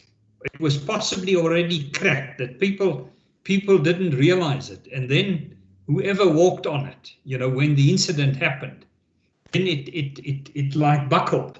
But I have a feeling it was damaged already, or it was a reject, you see. And my all I want to almost achieve, because the cracked ones we've got to throw out, is that there's not a latent, an incipient problem on them. That let's say GSP didn't put in cement in the stuff, that the mix is horrible, and that applied most of the times, then the design can be perfect and it's still rubbish. So. But to me, I think we've just, because of the potential impact of it and the incident that happened, and then that BPC is focused on it, I'm saying, like, let's be reasonable and do a test. And as I said, I do want to see, because there's production variations, that the load, if a big guy like Mr. Lolly was to walk on it, whatever live load that represents, with say a safety factor of 2, that if we're doing it now statically, or what the code's good civil guy will tell you immediately how to represent it, and if it passes it, then we say there isn't a problem. That the problem was localized. It probably was cracked, wasn't spotted. The guy walked on it, it buckled, but the steel reinforcing still withstood the load, and the guy moved on to his weight, went on to the other one. So it's not it's not a serious risk. And the intention, what we've got to do is pay attention how we handle it. And when we place them, look for cracked ones, that there aren't any cracked ones. Then I think we can say, look, we've taken reasonable care. But it's to put away this thing that there's an inherent latent thing, that the stuff's not fit for purpose. I agree with you. If the mix is fine, that darn stuff will be fixed, will be fit for purpose. I've got no doubt in my mind. The design. And Mr. Lutz, now for 132 kV area, in next 4 or 5 days time, they will put all the cover slabs in place. Sorry. What is the timeline now? Yes, sir. Sir, almost we have placed cable trench covers in 132 kV area. Few of the cracked ones we have already removed that one, and few are left, sir. We put extra cable trench covers in the place. We will remove whatever the cracker one was there. We are removing everything, and that will be ready by next week, and we will call for an inspection. Yes, sir. With that, everything will get clear also. Yeah.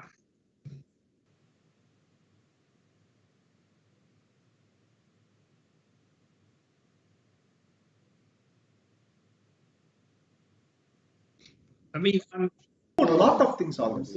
Making comments as much as you are doing. Yes, sir. I'm saying the cracked ones, yes, sir, and the cast ones. Yes, sir. should not be on the trenches. Yes. We are removing them. That's what we are doing. I'm making these comments based on what I saw yesterday.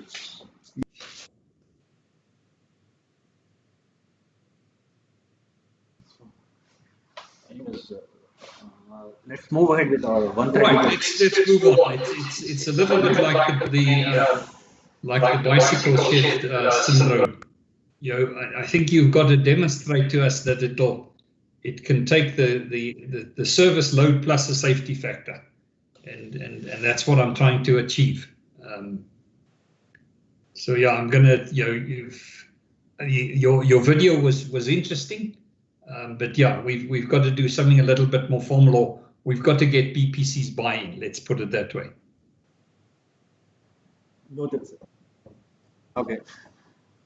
In 130-degree switcher plan, we are looking forward for our shutdown 3 only. We have proposed our dates to BPC, and according to the approval, we are targeting 23 August 2020, as per our schedule that we have submitted a while back. And we have given mail for KCM power. So based on the details, we can finalize the shutdown 3 date. Yeah. I think Ari, we've got to. I think Shabir just. I think perhaps run through. We've got to have a discussion about KCMA at some stage. So I think so we've noted it. You've penciled it in, as my former colleague would have said, for the 23rd of August, and that I think that is more or less aligned also with what's happening on lot 202.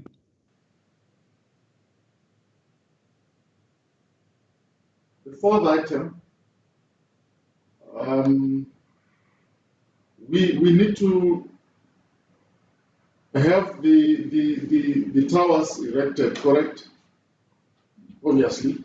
Yes, yeah. If the line turning happens, if you want to do what you do, you've got to.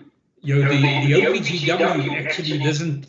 Let's say I'm setting aside SCADA aside. You know, putting that aside, because the moment we do, we put the PLC from MAWANA Substation, it obviously changes the capacity of what we can bring through to MAWANA, and then MAWANA's got to get back to it. But no, there's no question about it, George, that if you with what you want to do, the line turn-ins have to be done. Okay. So Mr. Bansal, just I need to just confirm, when will we have because there's other items that I need to remind L&T of. There's issue where they requested the mulberry conductor that is in Khabarodi, and I think we've made that available.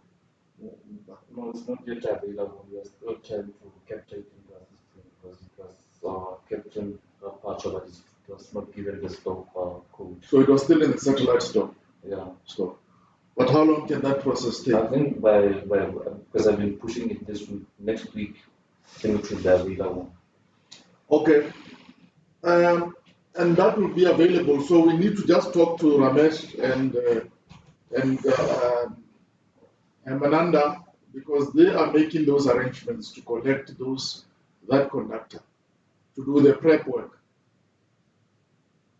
And then the idea is that, yes, Mr. Lutz.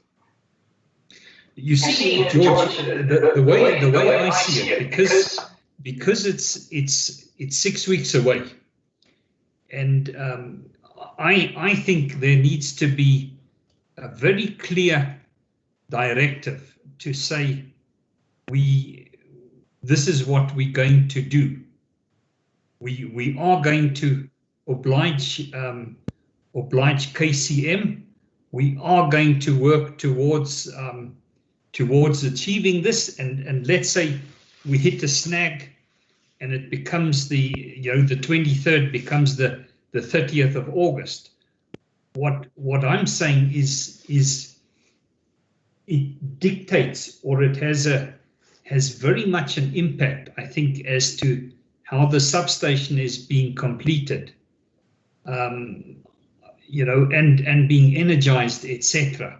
The whole, it needs a clear directive that L&T knows, because at the moment, as I see it, it's a proposal, and L&T has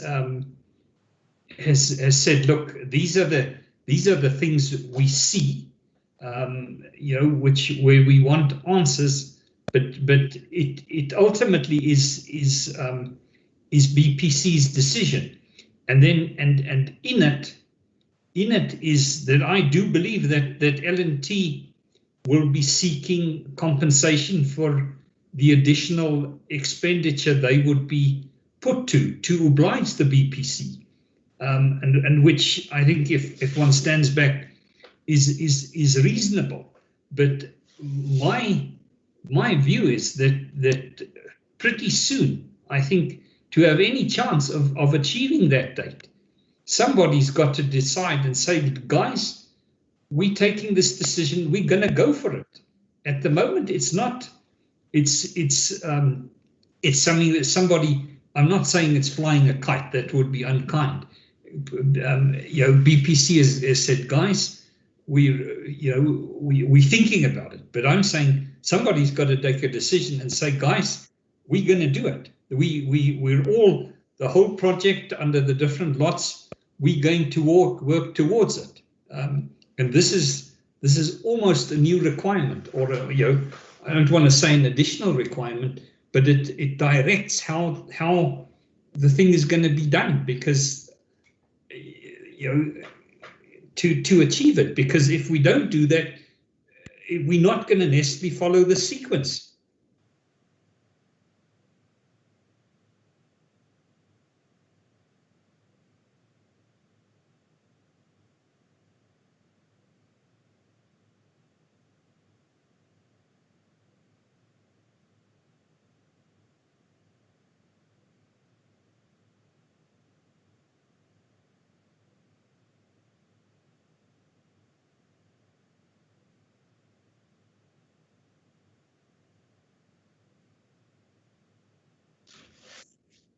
Yeah.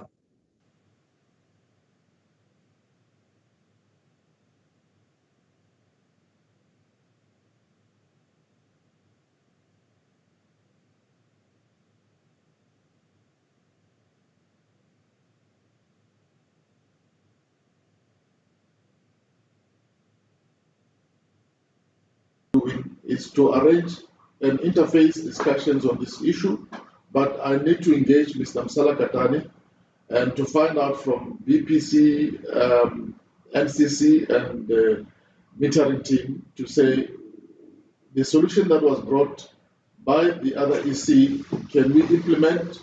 And if we implement, then can we have a discussions with the EC? I'll give you, and then we can arrange a meeting next. Yeah, no, all right. I think all I'm saying, George, if we leave it, the time will just go out, and it won't. I don't think it'll necessarily happen, and I think this 23 August date will not be met, because the thing we don't know, you see, let's say L&T, we as the EC, we don't know. I don't know. We haven't got a clue what it is worth to BPC in money terms. You know, how much diesel is KCM burning? How many tens of thousands of pula is it per day? Because it's got to be that type of money. Otherwise, you know, I say don't waste my time. It's got to be big money, because I think to do it also, it is putting L&T to a lot of work. It probably focuses them to some extent, but it also compels them perhaps to do things in a different sequence. So that's why I'm saying, you know, I haven't a clue. You know, to do it, I think it needs to be worth a lot of money to KCM and BPC. Then it's a goer. Otherwise, I'm almost saying, look, you know, the contract has got to, you know, follow its natural natural course, because you've seen all these like questions L&T has raised. It's not without risk. Mr. Lutz, there is one more thing which I would like to give you a heads up that I do not know whether you know it or not. There is one 220 kV line which is getting connected from Murapa to Late Lakhane substation, which is being done by Conco. So that 220 kV line is now ready for commissioning. Okay, with that 220 kV line will get commissioned in this month, and subsequently the 400 kV substation at Late Lakhane also will get commissioned. So once we will achieve this milestone in the month of August, and afterwards, if suppose BPC or EC is in a mood to prepone the lot 2 of 2, the transmission line between Lot Lakhane and MAWANA, by putting all resources and a complete 1 or 2 months ahead of schedule, anything can be done. Because what will happen? 400 kV Late Lakhane substation will be commissioned. The Mount substation, at least 132 kV side will get commissioned. It's up to us whether we want to close the breaker or not. But at least they will get commissioned. Then after that, it's all our desire when we want to close the substation and take power to 220 kV side or to 400 kV side. But that link between Late Lakhane and MAWANA, tomorrow if situation will warrant, we can do it very, very fast, putting all our resources on that line. No, look, Mr. Bonso, I'm aware of it. I'm aware that line is virtually there, because you see, perhaps I'm thinking too complex, because my gut feel is perhaps KCM can get 5 megawatts with this arrangement. It's that order of power. I'm convinced about it, through the 132 kV line. So we can't evaluate it, whereas if we do it the way you're speaking now, the moment we go up to 220 kV, then and it gets stepped up at Late Lakhane, then the system would come into operation the way it was intended. Is we liven up the line at 400 kV, we energize MAWANA at 400 kV, and then it happens, you see. Whereas this 132 kV thing is a variation. And I'm really just saying I've got no feel of it, because I don't know what KCM is doing, and I don't know what so there's all these things sitting in there, and I'm saying eventually it's like a general going to war. Somebody's got to take a decision, and that general is BPC. And if they take that decision, it's obviously got to be worth enough money for them on the KCM side, so that they can meet the cost they're going to incur by doing this, because they're doing something which is not in the contract.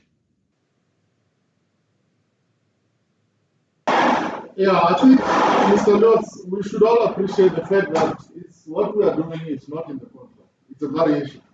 And this variation has been brought about by the fact that we have been delayed with the 400 kV.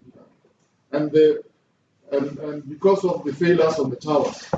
And we are trying to make sure that, because one of the biggest customers on this line is going to be KCM. So the details in terms of their power requirements have been discussed with BPC, and there's a study that is currently the submissions that was made this week as well. So there's all those discussions that are ongoing, and we need to see the feasibility of that. The 220 kV to supply from Lakhane, that was also looked at, and we were advised that it was not feasible to do it that way because of I think there was some issues that were presented. I'll have to look at that report.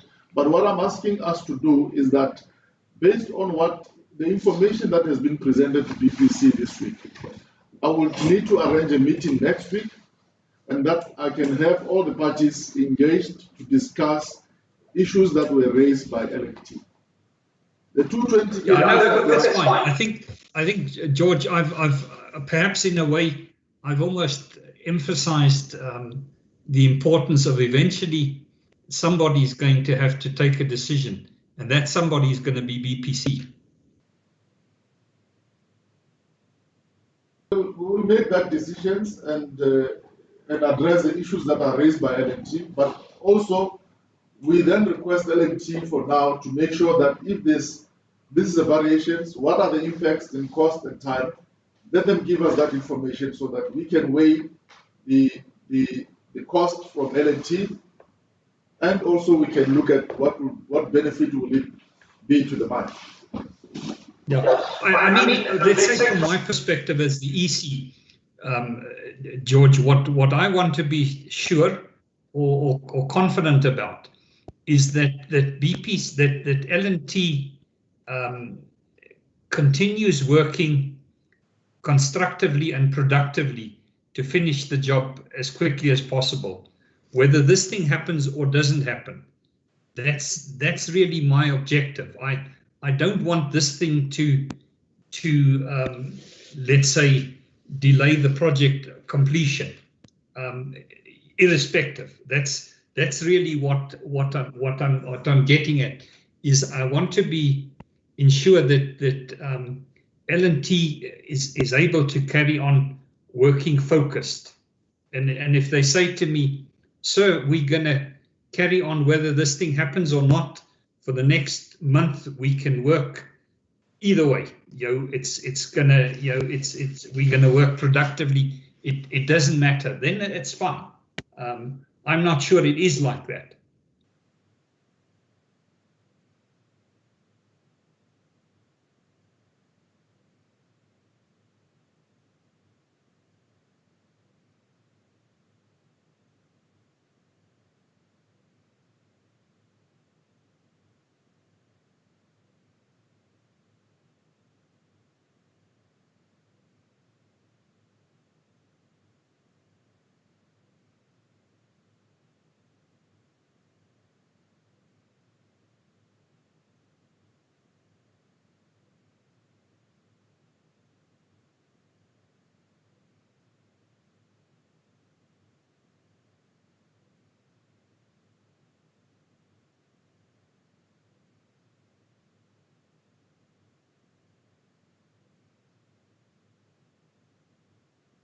Yeah, you're almost saying, Hari, you're saying irrespective of KCM or not, this is how you've decided to work. Okay, no, that's assuring. Thank you very much. And there is one more thing, Mr. Lutz. Now there is one thing which we have discussed internally, that 132 kV yard within the fence and subsequently 220 kV yard, we are trying to complete all the snags right now, so that later on nobody will enter into that yard. If at all my team is working, they will be only working outside the yard and in 400 kV. So this by end of this month, we are trying to complete the entire work, including spreading of stone in 220 kV yard also, whatever work is left out, so that none of construction person will enter into that yard within the area within the fence of 132 kV and 220 kV, including all snags. Yeah, look, Mr. Bansal, I think it may. I mean, we did exactly that on your L&T substations in MAWANA. It came in stages, and I think my feeling is we're gonna we'll play it by ear. I think there's a lot to be said that I'm also in favor of. Is we finish the 132 kV. We know it's finished. We finish the 220 kV. Whether it can be presented for takeover, that's something completely different. But I'm all in favor of saying it's finished, it's ready for commercial service, it's commissioned. That's how you finish a job. So yes, and yeah, I think it's what we don't know. That's really what we can't define, because I've spoken freely and said we don't have a clue of what BPC is committed to KCM or what type of power levels they're talking about, but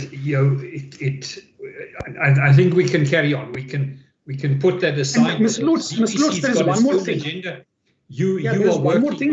You've given me the assurance you're working this way, irrespective, and I think eventually I'm of the opinion. Let's say, like, whereas I had a certain opinion as to when I would do the line turn-ins.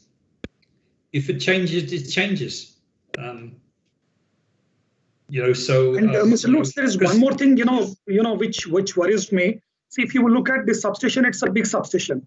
Okay, and even though we are mostly we have done it, but till the time we commission, we do not know actually.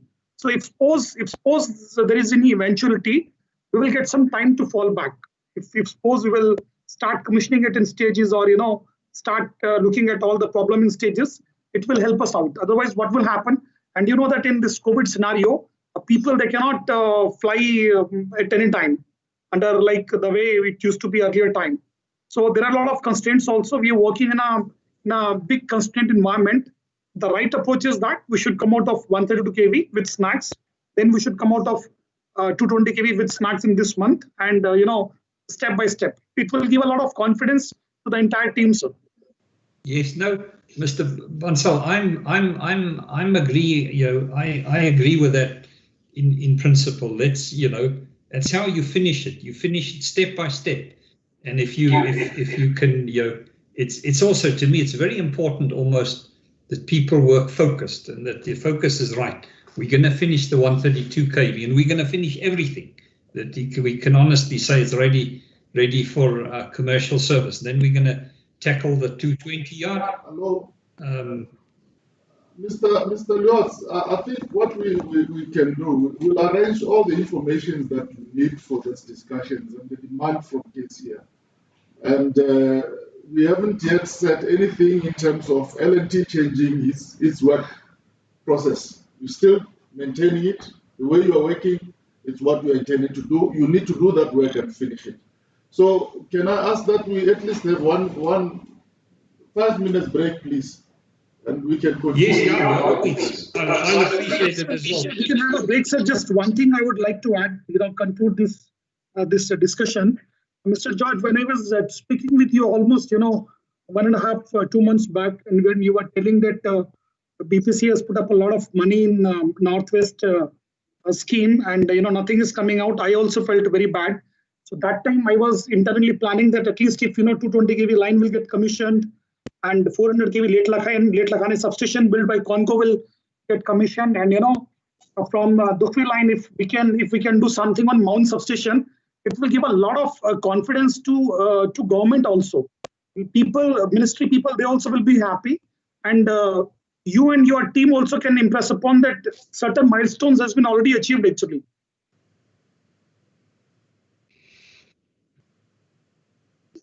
Change that has been injected on this project, and we need to make sure that there's benefit to the client.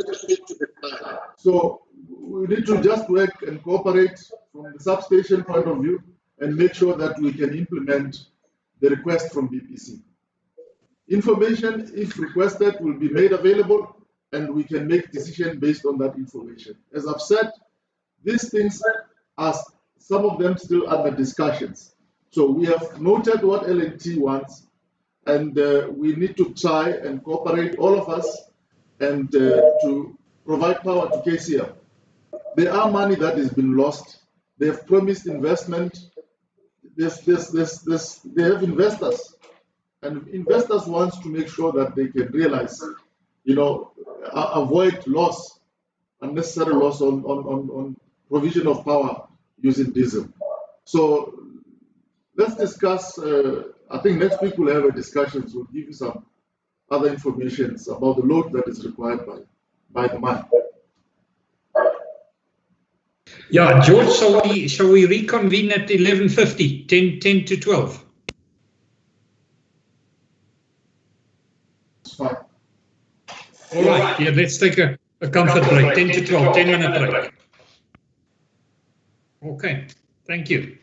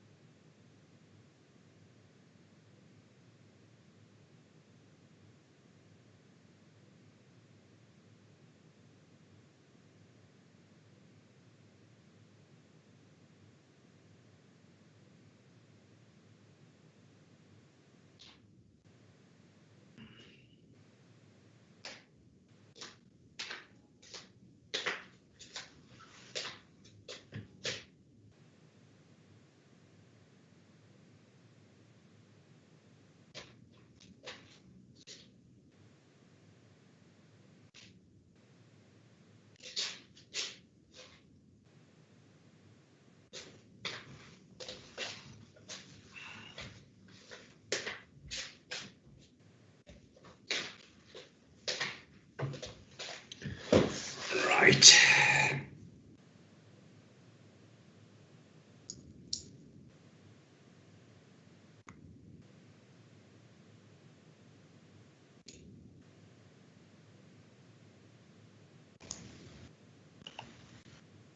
Is George M. back yet?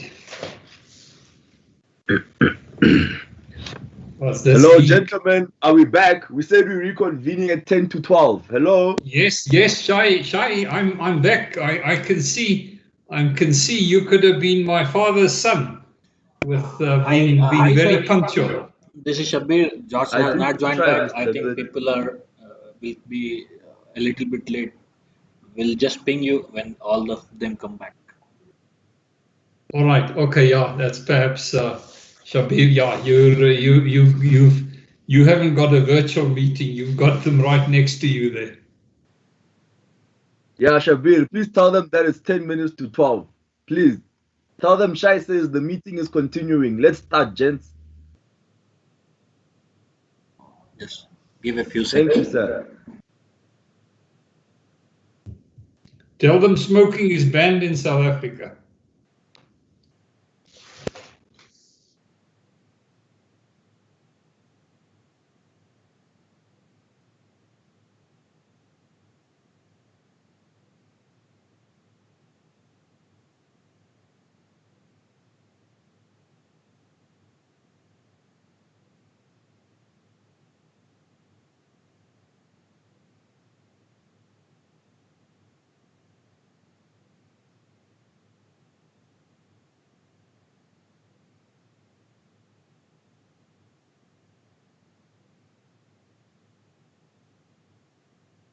All right, no, that's fine, Shabir. George has already came.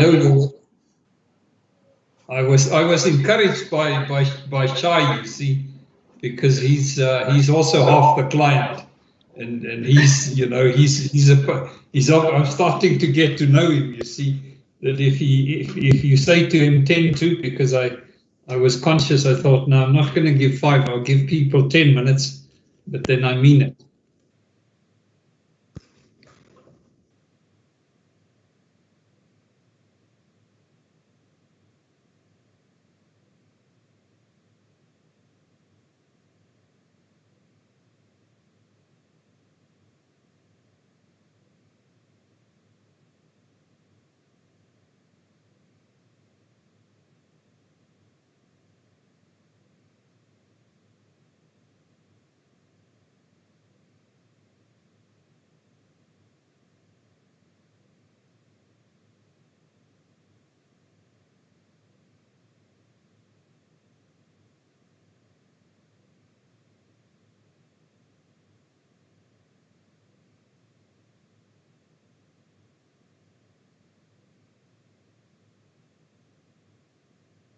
Next.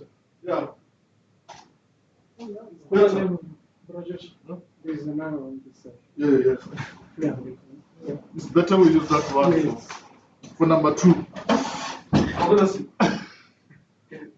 Now we have 4 flats, 4 bathrooms. Hey, Don't worry. Don't do next one.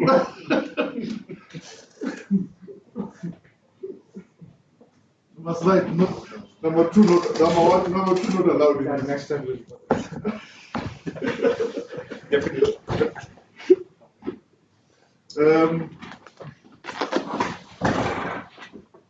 Can we proceed?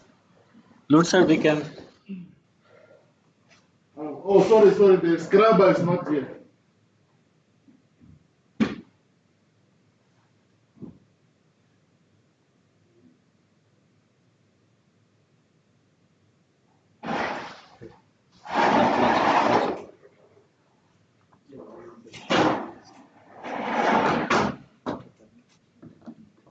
ठीक है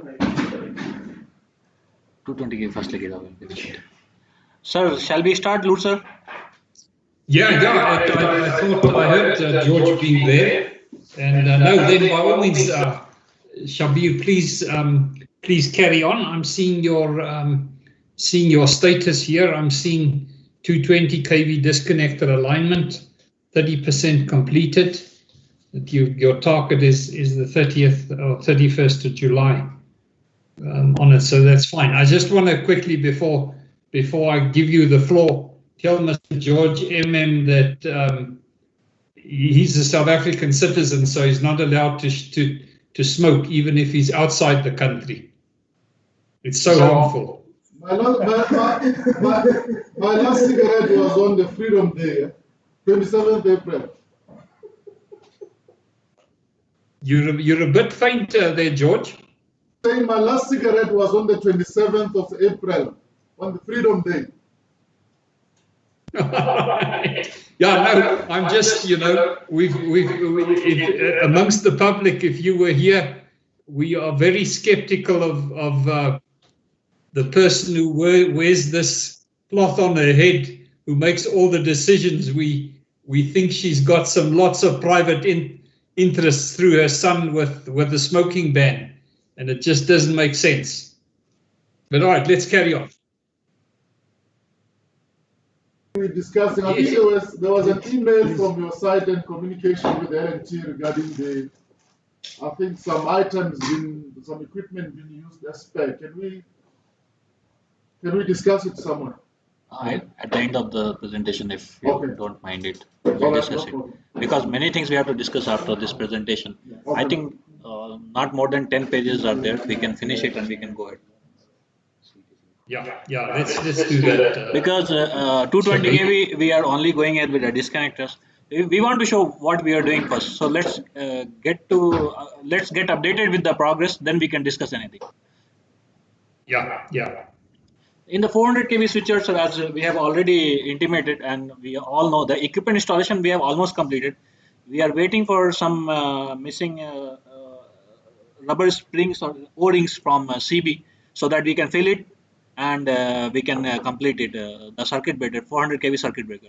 Regarding the disconnector, as we have intimated, we will finish 220 kV first because of the scarcity of the presence of OEM supervisor. We have taken it in our own hand with the concurrence from OEM. So once we finish the 220 kV, we'll progress towards 400 kV. So as soon as we complete this. But Shabir, just quickly on that score, because it is important. You did as I understood it, you did the alignment, and you were going to do some checks, and the OEM would review them and say, all right, no, your guys are competent. Am I interpreting it correct that it is proceeding? Mr. Hari is going to tell about this, sir. Sir, in 220 kV, we did 3 isolator alignment first, and we made one video of alignment, how it's operating and other things. And we have done the CRM contact distance measurement test in front of Lucas Capello sir also. And we did all this exercise, and we have sent all these details, including videos, to our OEM. After OEM confirmation only, we are starting the other ones. So we got this. They reviewed all these videos and values and everything, and they confirmed that one. Whatever the alignment is going on is perfectly working condition. So you proceed. Then we are starting other disconnect alignments. Further to this, but I mean, sir, are the 132 kV ones finished disconnectors, Hari, or not? Completed. That OEM engineer he was there in our substation. He was only completed all the 132 kV, sir. He did the 220 kV alignments and 400 kV alignments also. But after jumping, that one, some alignment will mismatch. Those things we are doing now.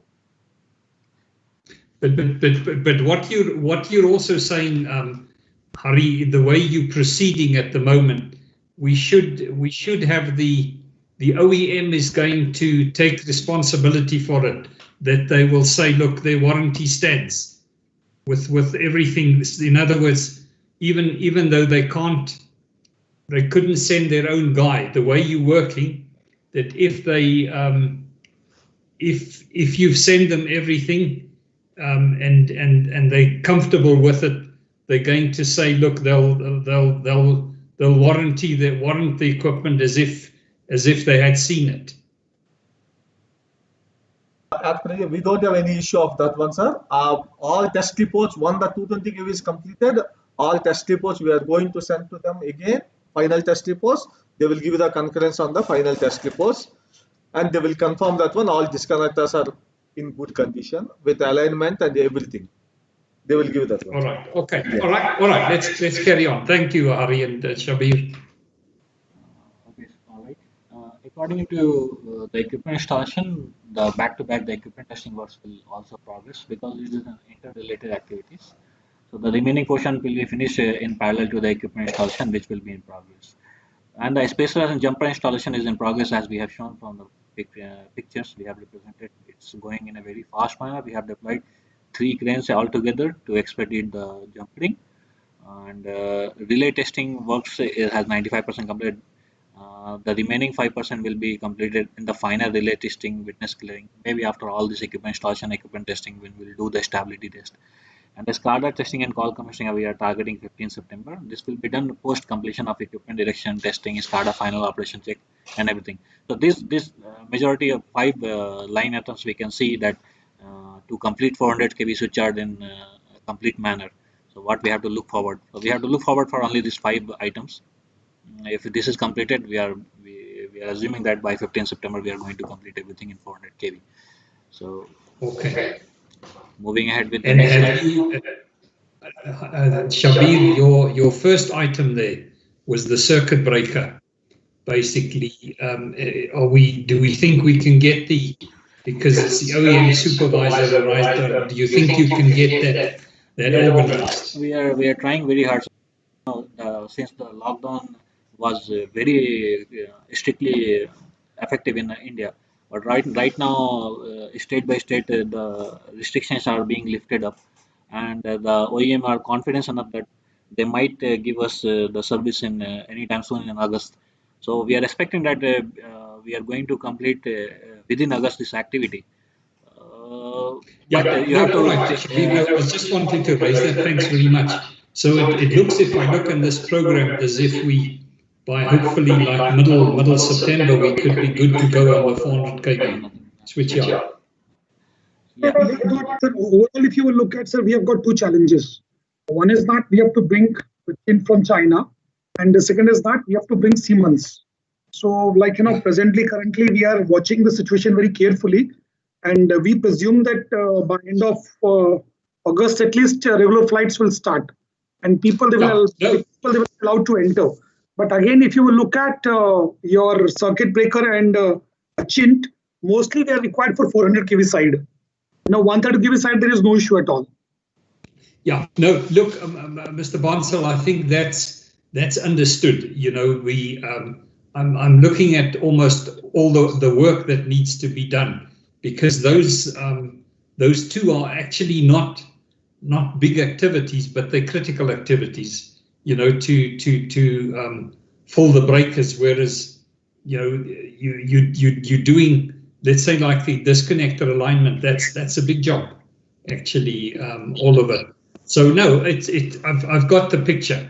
That's really what I was wanting to get on the 400 kV yard. With respect to disconnector and surgery works, we are out of woods. There is no concern now, because there is one surgery team which is Namibia that also will come. So that way we are okay. Only thing is that once we have to commission that 400 kV transformers and the charging of 400 kV bay, that time chint will be required for 15 days, and the Siemens guy will be required for 1 week. Yeah. No, look, I know it's subject to that, Mr. Bonsall. That's understood. I'm just like looking ahead and saying, if we can get those people in place, what does it look like? In summary, here, the people that we need, that we really need to come, this side is Siemens, and that is from Germany. No. LGM from South Africa, Selji from France. Selji we are managing with Namibia at present. Those team has to come from Namibia. Okay, what is the progress with Selji people from Namibia? Namibia at present, we are in discussion with them. They are checking how we can enter into the Botswana and other things. They are checking it internally, and they will come back to us by Monday or Tuesday. Mr. Lyot, with the order. They are not required to fly. And the team from South Africa and Namibia, they can come by road border, sir. They are not required to fly, because the problem is that there is a ban on flight. But from South Africa and Namibia, we are trying to push people through road. Okay, so if we will be requiring your support letter, the way we have taken for transmission line, we will take that support from you, sir.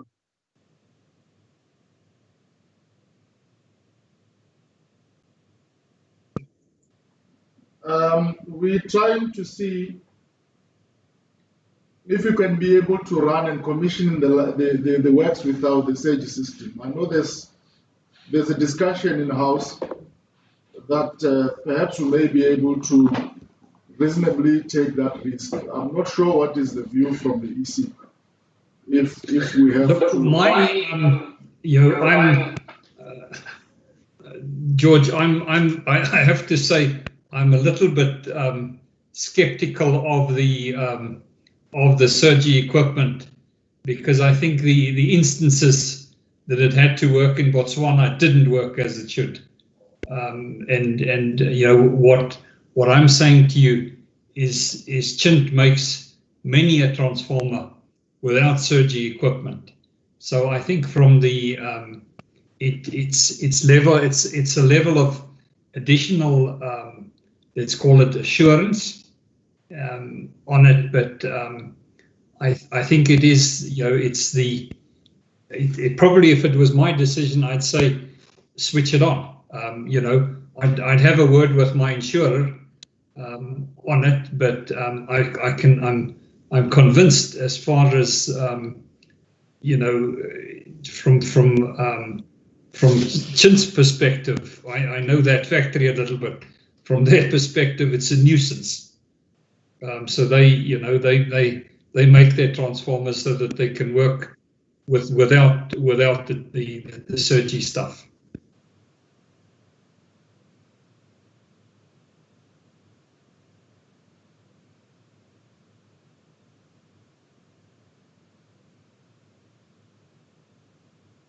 Look, I mean, you've spent all that money, so I would have said to you, once you can, you know, get the thing installed as intended. But if it holds back the whole project, you know, with Legotwani and KCM and what follows, I'd switch the thing on. As I say, I would tell my insurer. And I think they'd also say to you, no, switch it on. Surgery is an additional. It doesn't prevent the thing from faulting. It actually just reduces the impact of it faulting. So under warranty, whose risk is it? It's Chint's risk. So and I've got no doubt that Chint will say to you, you can switch it on. If they've done all their checks and there's nothing on the surgery system which I can't envisage, you know, which would make it different, so that in terms of, because it's a passive system, you know, as long as the thing you know is working normally, it has no impact on the unit. It's if it flashes or so that it comes into action. So surgery doesn't worry me. When I saw it just now, there's my own thoughts that go through my mind if I look at the pictures, you know. But let's say like a circuit breaker must work, and operationally, you know, the disconnector must work and the transformer must work. Otherwise, you've got no chance. But with the surgery stuff, can go in without that stuff energized. I mean, the BPC system, for years that I know, there was some trouble that's been switched off. Harold may know better than I do, but you know, there was some earth leakage problem or something. You it's not. It's a considered risk. It's very expensive, and I once had a chat with a guy and said, what's their guideline? Oh, it was PALS from Belgium, and they said to me, look, perhaps above 100 MVA you can switch it in. You can make a case for it, and I think in places like, let's say, in a building, it plays a role. I think I'm a little bit skeptical as to historically that I'm not convinced it's as well made as, say, an ABB thing or something like that. But yeah, here I'm speaking off the record. But to me, George, if it needs to be switched on, I would have said, I don't object. Switch the darn thing on. Switching it off, and we then finalize it when those guys can come into Botswana without the quarantine. Yeah. It's as I say. I have a feeling, if it was me, if I was in the BPC, these insurers always want to minimize their risk. They probably are aware that the surgery equipment is there, and I would just make my peace with them and say, look, because of COVID, it's not going to be finally commissioned.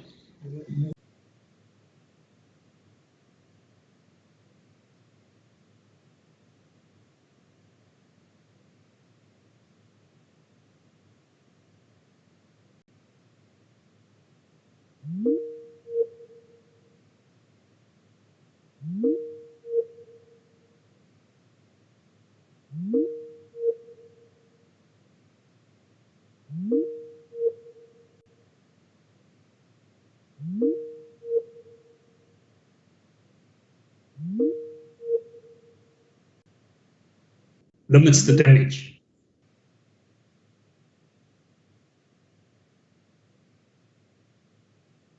Again, engage all missionaries and all these things. So we are trying our best to do it. Okay. Now the other point is on ABB. ABB, what is the requirement for ABB here? Telecom PLCC. Okay. It's that's what. Okay. Once we'll get the confirmation from BPC on whatever the KCM and blah blah blah, these things are there, then we have to interact with ABB to help us on their allotment, because of now all the ABB, what I understand, the one ABB teams are working in different lots. So I have to bring all those people to here. Okay. That time I may need most of the people from other lots also. Yeah, I think what ABB, Kalpataru is bringing ABB here. People, they've made a request, which we have gave a support letter for them. But now what we need to find out from yourself, how long do you want them? Sir, at present, we will call ABB only for the 132.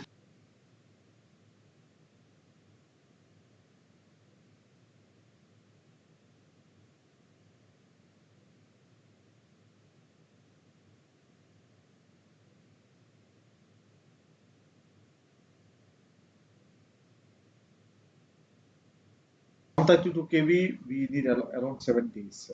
Okay. Yeah, we are planning for that one now.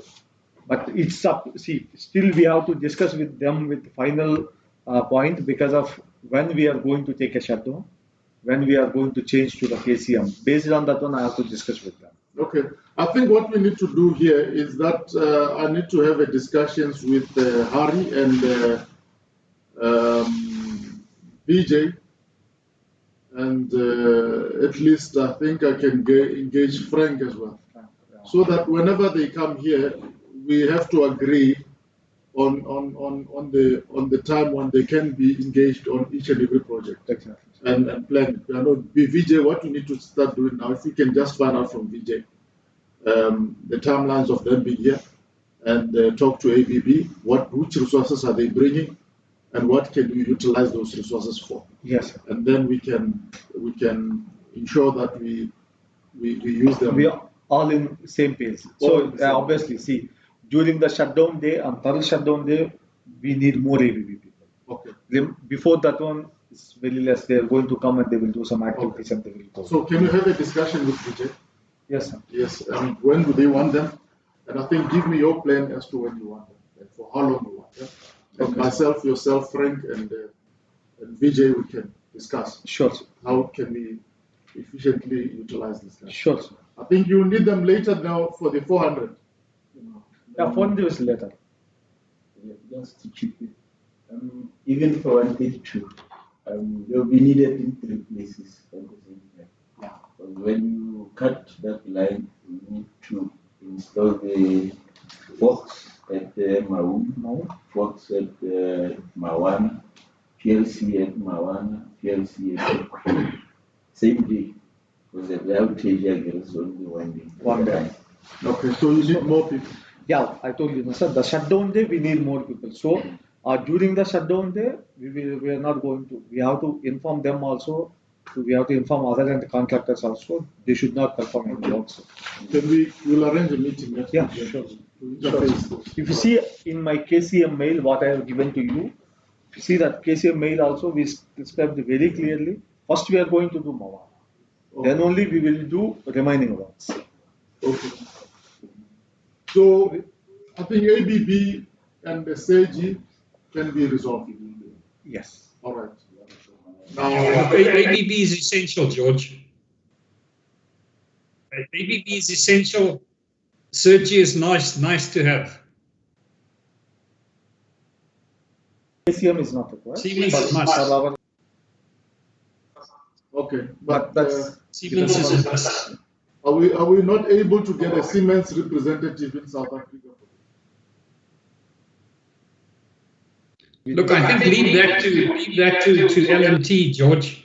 Wherever Siemens sends the guy from, but the Siemens man's got to be there because the circuit breaker is our protection.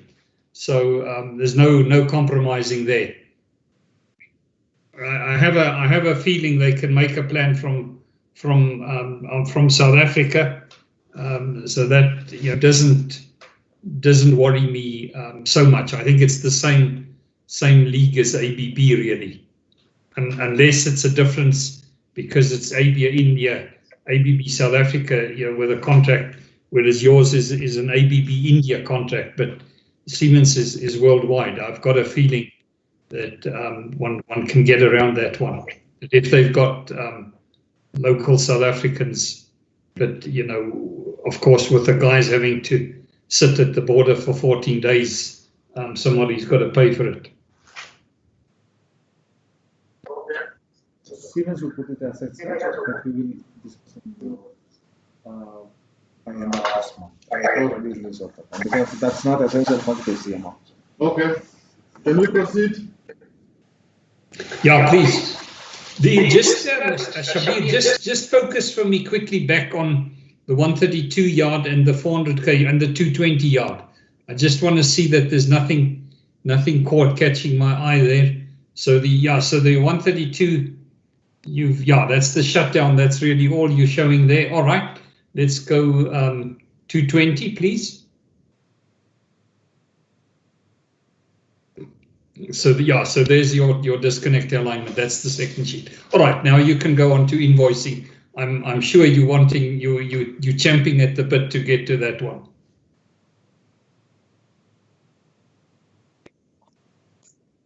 Only one invoice is due. That is due in August. So right now, as of 16th of July, nothing is pending from BPC. Yeah, I mean BPC has been very good actually. All right, let's move on. So there's no discussion required. USD invoice. For payment. Yeah, for payment. We have submitted. I think it's EC certified on 6th July. 6. Okay. I'll work on it. Okay, and Mr. Karan has submitted it. moving ahead with our contract price adjustment, as you might have received my email yesterday requesting you It's a long discussed overdue subject. So we have just provided you with our draft invoice so that you can have an idea how much we are lagging in terms of our project cash flow. It's around roughly around the invoice value is around 1.8 million kula, and total outstanding is like 300 to 400,000 dollars. So, if with your permission, I can submit to EC because until unless we have a permission, because we asked your permission to submit it for an official review. What I understand that without PMO or company go ahead, the EC might not review our invoices of CPA. What is the issue, by the way, with the CPA? Dean sir, if you are online. Yeah, Mr. George, this is for CPA beyond contractual completion date. So without an extension of time given, we can't approve these. Can I ask Dean? I know it's a holiday on Tuesday. I've asked for the line meeting on Monday. Can I ask for a meeting on Tuesday? Are you available? Is L&T available? Is this for settlement? Yeah, for a discussion. Sir, we are available, sir. Sir, we will cancel all our meetings and we will meet you only, sir. You must put in a PCN for extra time. It's holiday, it's double pay.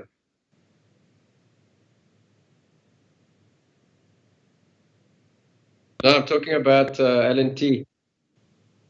Sir, we are not on holiday, sir. We are working day and night. Believe me.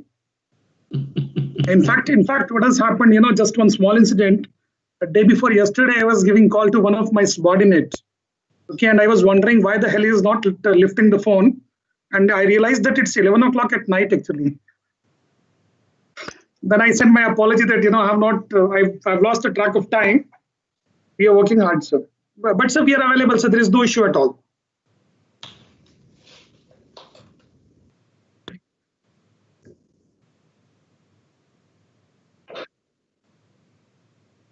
So Monday you want to do live, Tuesday is Shai going to send out the invite because we don't know your calendar?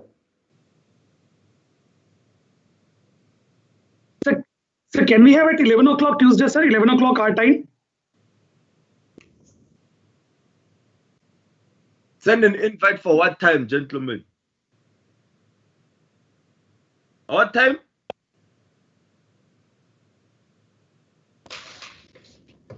For the whole day, huh? No, not the whole day. Not the whole day.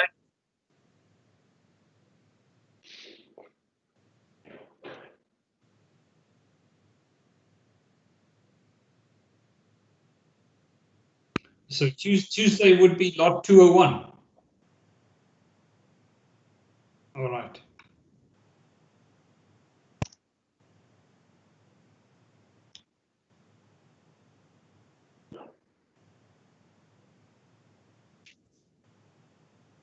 Unable to understand because if I can go to my next slide, everything was discussed. What I understood, the conclusion from the last meeting was everything is fine. Now EC will advise BPC what is the contractor's entitlement in terms of cost. Regarding in terms of EOT, what I understood, we have already proven our ground of EOT. Only thing was that BPC will have an internal meeting with EC and BPC need their opinion about contractor demonstration of EOT. So I think everything was done. Only what we were expecting that okay, now we will get a conclusion instead of another meeting of 3 hours. But provided the fact that everything was discussed, now we are going to reiterate it again and again on 3 hours. It depends upon client respected heart. We are not going to disagree with that, but this is what I perceive because we are going to again start with the same presentation. I will show you the same thing. The question will come how civil was not completed. I will again demonstrate. I will prove that it is in accordance with the document. We are not behind. Everything will do it again. Okay. Can I then ask a meeting on Tuesday with Maud McDonald? And then we can call you in whenever we want to discuss with you. Yeah, that's fine. Yes, that's fine. We've agreed. Then we'll call you in if we need to discuss. Is that fine? Yeah. Okay. So it's only just so I'm the same wavelength as well. So it'll be a BPC EC online meeting. Right. Okay. No, fine. And is the Monday one on at all? Is the Monday one on 202 the same thing? No, I think the Monday or 202 we haven't had any meeting before, so I think that would be a first engagement with LNT. Just I didn't catch that exactly. George, is the Monday one on, and is it with LNT or not? No, it will be with LNT on Monday. All right. I thought perhaps so. All right. Okay, and Shai will set it up. Yes, I think perhaps what we can do, if Rajan is here and is in agreement, maybe the Monday one it can be our discussions, and then the Tuesday one we can do 0202, and Monday we do 0201. We swap them around. Okay. Mr. Shabir, your CPA, is this just for Pula for the 3 months up to March? April and May, we have not invoiced anything. So the CPA claim I have not made. I will make subsequently whenever I will do invoices. And also the Botswana stats and SIPSA, they were lagging behind by 2 months. So recently they have published the new indices. And your USD, because the only USD one you did was last month for the year, I think. Yeah, but I will submit that invoice, because yesterday I submitted a draft invoice. The actual invoice will come with Hadi's signature. USD one also will submit. So that's why I have stated the complete picture of the remaining CPA claim. This much we are going to claim. Yes, yesterday on your CPA summary. Yes, sir. You're claiming 1.8 or something, 1.8 million Pula.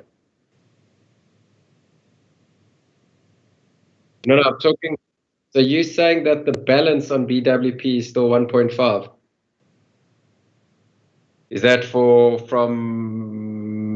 April, May, June, July, all the way up to August?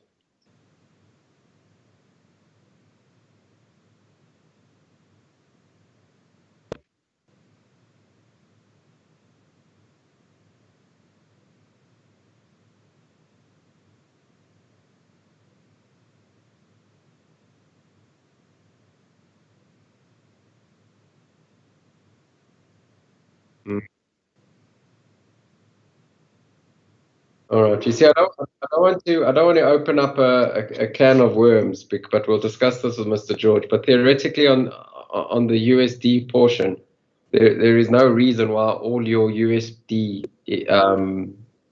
invoicing could not have been done before contractual close in December.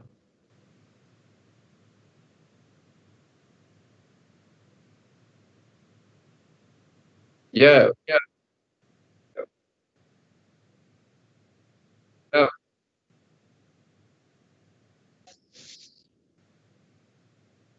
Yeah, no, from a baseline perspective, yes, but from a logic perspective, it's struggling me.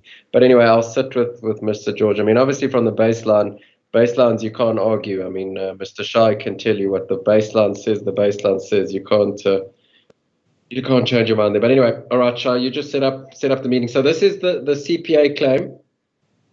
And then where's the settlement breakdown?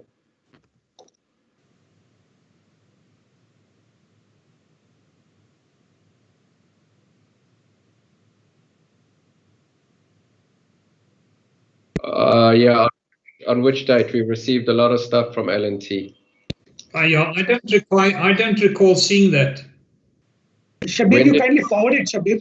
Kindly forward it now, because there are a lot of mails going.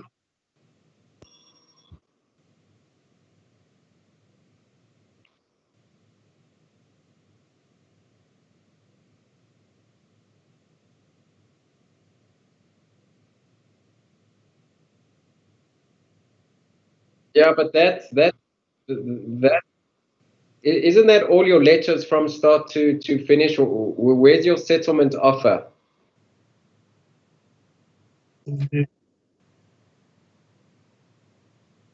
Yeah, just present it, just for 2 seconds.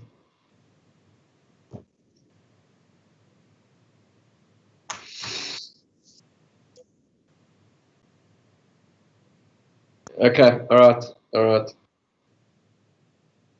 Okay.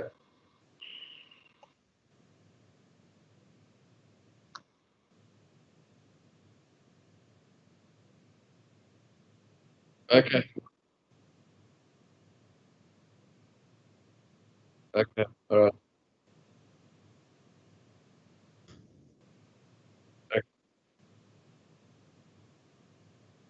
Shabir, you can resubmit. You can you forward this mail also.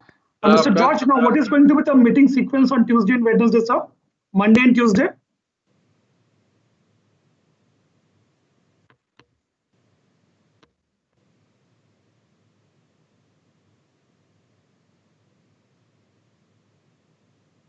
Okay, so it means our L&T meeting will be on Tuesday. So kindly keep it after 11 o'clock, sir.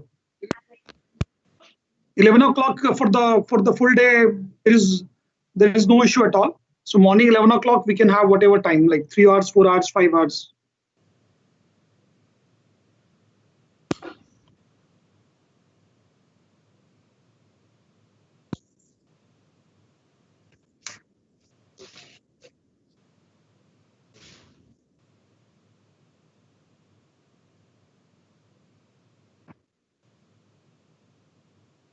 Yeah.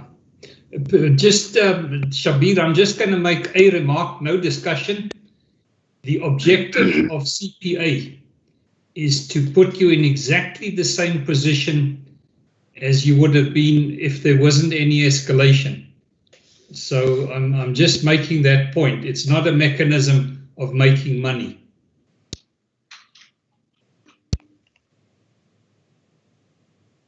Philosophy. We have discussed all along the board. On the board, we have discussed with every party involved. When all of the party has agreed to the same principle, then only we are going ahead with that. So I think everybody. No, I know that, but I think you're starting to introduce another concept, and that concept is baseline. And I'm saying that the fundamental, the principal idea of CPA is that you remain in the same position financially. So that's the overriding principle that you've got to satisfy. No, sir, we are going ahead with the approved mechanism only. You know. Okay, we will not discuss. No, right. I said to you, I wanted to just make that statement, and it sits in my mind that's the. I think if it's looked at in fundamentally or principally, that's the overruling principle. It wants to compensate the person so that he remains in the same position. It's not a mechanism of so that if you can come up with some scheme that gives you more money, it's not interested in it. It says how to put you in the same position as you would have been without escalation. How much money do you need to be paid? And my point is baseline programs are subservient to that. It sits lower in hierarchy, but let's carry on. That's a separate subject. Is over, sir. But definitely we note that we are adhering to the contract, and whatever the contract says, we are going ahead with that because contract demands documentary evidence, and L&T I think is able to provide all the documentary evidence supporting any of this claim. इसमें किसी का initial नहीं लेना चाहिए क्या? तो ये पहले लेना चाहिए ना? Bansal sir, your mic is up. Yes, sir. Let's carry on. I'm not sure what's going on the side there. Okay, Lutz sir, I just concluded what you have said. That's it, and I think our presentation is over, sir. So only thing that. Oh, all right. Okay. Thanks very much. So who's going to? I'm going to quickly. All right, I'll run through my points because I think most of them I've dealt with. Tell me quickly on commissioning, is there anything you want to say or you need to say? I just want to also be sure, are you awaiting, is there anything you are waiting for me approval-wise on test results? I'm not sure. I think something is pending from my side. I think a total response on your email. I think I will be completing in this holidays. All of your email will be attended, and I think everything is sorted. Just I have to send to you some mails. So nothing is pending from your side. It's pending from my side. All right. No, that's fine. My next item was site work. I think I've got a good idea of what you're doing and what's happening. We spoke about safety and we spoke about levels checking. So I think I'm going to run through that one. My next item was KCM supply, which we've spoken about. I think I've got a good picture as to where BPC's position is, that they're still evaluating. And it is obviously a complex issue. And I think the important thing is L&T is still carrying on. You've like redirected your focus. You're finishing 132, then 20, and then we'll do 400 kV. So whichever way BPC decides whether KCM happens or doesn't happen, for the next month you should be working more or less the same way. Safety I've spoken about. The ABB management on the SCADA system we've spoken about. Is there any problem with work permits? All right, Hari, this one I'm going to basically make you uncomfortable. I'm still waiting for the soakaway calculations. Received your email, sir. Again, I will respond on that one, sir. Sure. And then I've got one here. One of the items I picked up was the gravel report. Do you owe me anything there? I think we wanted a recommendation on it. You know, I think that one is still. I'm not convinced whether it's hanging up in the air. I think with Lucas departing, we've lost a little bit of continuity there. Have you sent us all the gravel grading? You know, with this hardwaring course, have we got everything you should have given us, Hari? Or have you got a guilty conscience? Sir, we have given. Sir, you have given approval on that one, sir. Yeah, no, I think I don't think you'll find any kind of an approval on that hardwaring courses from me. That I'm absolutely convinced about. I think it was at some stage that we said to you, we want a recommendation from the quarry as to what you were wanting to do, and I don't think we ever got that. But I think it's to some extent water under the bridge. So I'm not going to dwell on that one more. Trench covers we've spoken about. So I think we want to I want to put this the strength of the trench covers to bed, Hari. So let's come up with a methodology as to how we're gonna test it. I think thank you for the effort you've made already, which is assuring that I want to get rid of them. It's not a it's just a potential thing, and it's I think because BPC is I can sense they're very nervous on it, that we put that one to bed. I think program-wise we've spoken enough about. I've got in my mind. I'm looking at like end August, September. What you've said there, and then the extension of time and the CPA, as my former colleague Mr. John Clark has said, that's been hit into the long grass. But there's something supposedly happening next week. So I think I'm fairly confident that I've dealt with what I wanted to, that we talked about. So I'm happy we did it the way we did with Shabir, and then now the floor is, I think, let's take George as the client next, and then we'll take L&T if you've got anything to raise, and then anybody else, and then we close the meeting. I wanted to the issue regarding the spares utilized all that. I just wanted to find out the email that exchange email between myself and LFT. Can I? We should just. I'm battling with the audio a little bit, George. Just repeat, please. An email regarding some spares that were utilized, which you were quite unhappy with. Can we be briefed what happened? Sir, if it is not clear, I will reiterate it again. George sir is asking about the spares issue that in email correspondence has taken place between LNT and EC, where Lute sir has identified that a spare shall not be utilized or something of that kind. Mr. George wants a brief on that subject from you.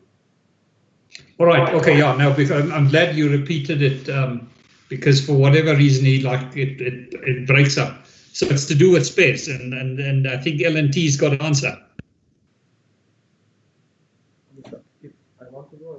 Okay, you can explain now. Yeah, sure. Yeah. See, what happened in 400 kV CVT? 400 kV, one number of CVT which came with. Oh, now I'm with you. You're probably on the CTs and the VTs. Yes, sir. Ah, all right. Yeah. No, thank you for reminding me. Now you can brief, sir. I think it will be better that you speak on this matter. Oh yes, no. To me, it's very simple.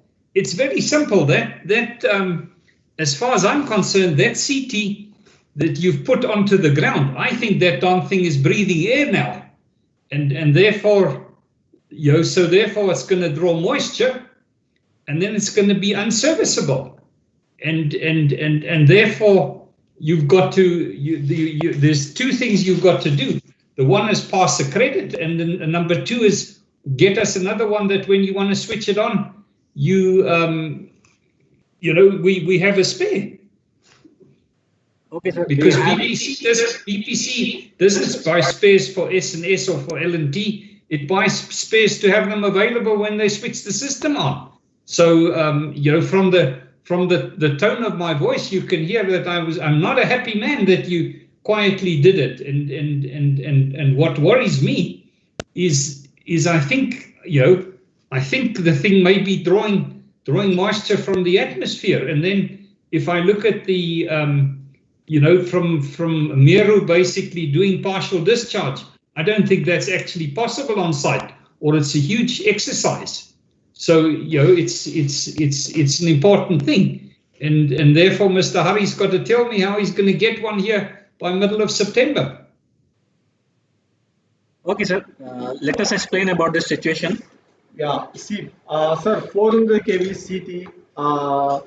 See, it was a minor, very minor leak in the secondary box, which we have informed to our OEM, and he told that one, okay, you put it down so that there should not be any, because we don't know about what was the oil, what amount of oil is going to leak and other things. So we decided to put it down. So at the same time, whatever at the completion of work, we want to do the completion of work. So we kept our whatever the spare CT is there. See, there is no identification in the CT. This is the one spare and this is the one normal one. So all are same type of CTs with same technical parameters. All are same. So we kept the CT in the place of the leaking CT, and we kept down the CT. And we have sent all the details to our OEM, and he reviewed all the details, whatever we have sent, and he found that it's a very minor leak and no moisture gone inside, nothing has happened to the CT. So to identify that one, if any moisture is there inside the CT and all these things, we can do the testing again as suggested by our OEM, and we'll send the test report. We'll do test in presence of BPC EC, and we'll send those test reports again to our OEM, and our OEM will give the concurrence of the CT is in healthy condition. This is what we have given our latest reply, and we had several rounds of discussion with our OEM also regarding this subject. Quick, Hari. All right, now firstly, who's William? Is he one of the test guys? Who is William?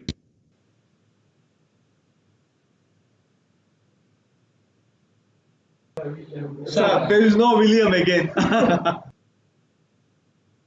We will, sir. I think We are ready to do the testing of the CT in presence of BPC and EC. Meneer Lurt says, we will, not William. Oh, I see. Oh, all right. Okay, all right. Now, last all meeting right. is same Okay, discussion. all right. Just to conclude what Hari said. All right. So we will. All right. No. But you see,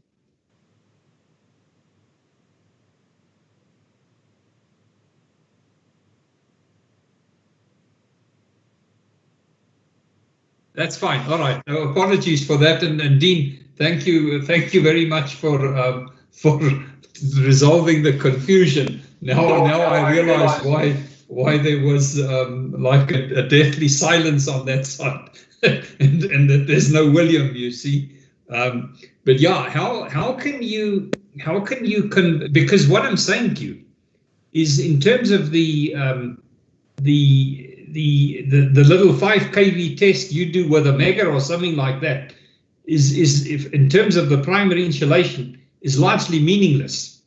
If the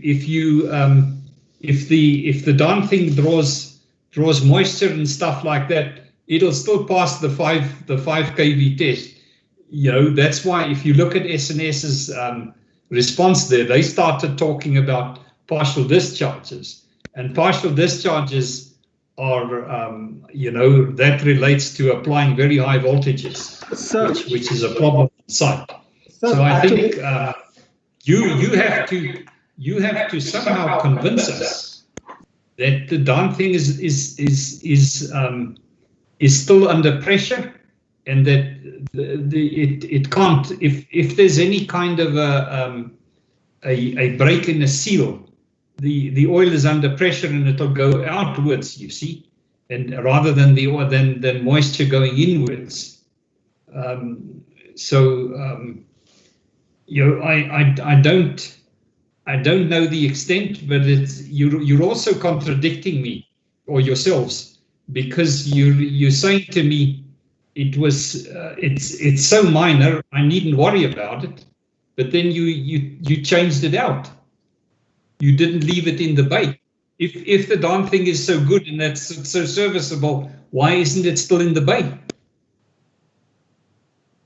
When we found a leak, definitely, obviously, see, we don't know about that one. What was the leak? How much is going on? How much is oil is flowing? So we definitely have to put it down. See that one. There should not be any more leak from the CT, and we should not waste the oil. Like you told that one, if oil amount is reduced by 20% or 30%, definitely moisture will go in that case. But if you see here, the case is very minute oil, and if you see the OEM response also, he very clearly told we can do the tan delta measurement test that can be easily done at site, which shall give acceptance picture of the moisture in case if anything is there inside the CT. This is what actually OEM has responded. At what voltage? Hari? The tan delta at what voltage?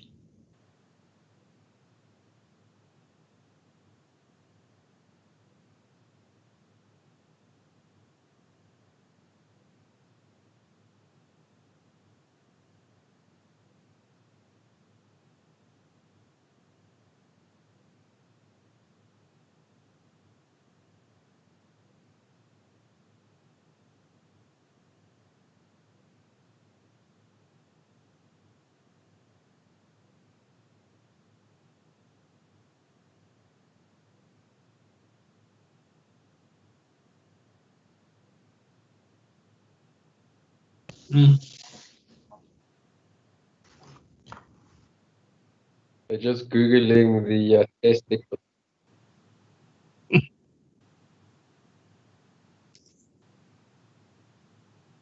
Oh yeah, I looked at those. That's like 5 kV. 5 kV. Nie goed nie. Mr. Hari, you were with me at Chint when we did the partial discharge test on the transformers.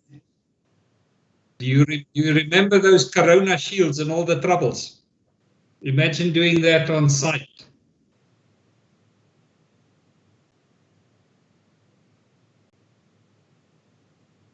Yes, I'm just saying to you, can you remember those huge Corona shields and stuff like that? So that, you know, we would do a meaningful measurement. I'm saying imagine doing that at site.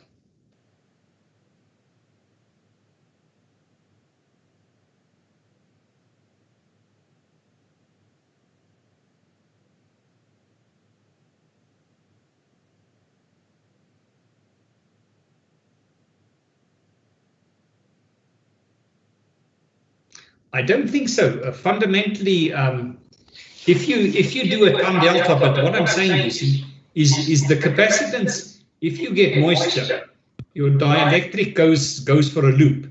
The capacitance won't change. Capacitance is really like geometry. You know, if you think about it, the loss angle. If the dielectric is in a poor condition, you catch it on the dielectric, not the value. But yeah, I think my email stands, because you see what I'm saying to you. I do think, Hari, that if you were to do what SNS is saying, that you do partial discharge tests and stuff, because they've said to you monitor that. Sir, then probably it is okay. But to do that on site is a huge problem.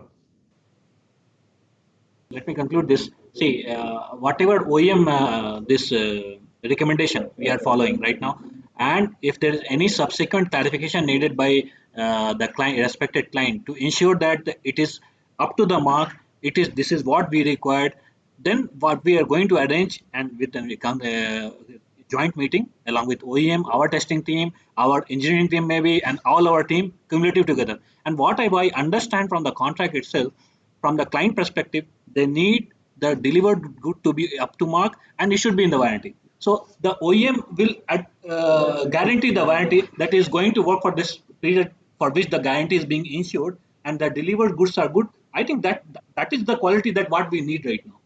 Because, correct me if I'm wrong, maybe I'm wrong from your perspective, but this is what I understand from anything. If I need a mobile and it is being 10 years service, then if it is in 10 years service, I will accept it.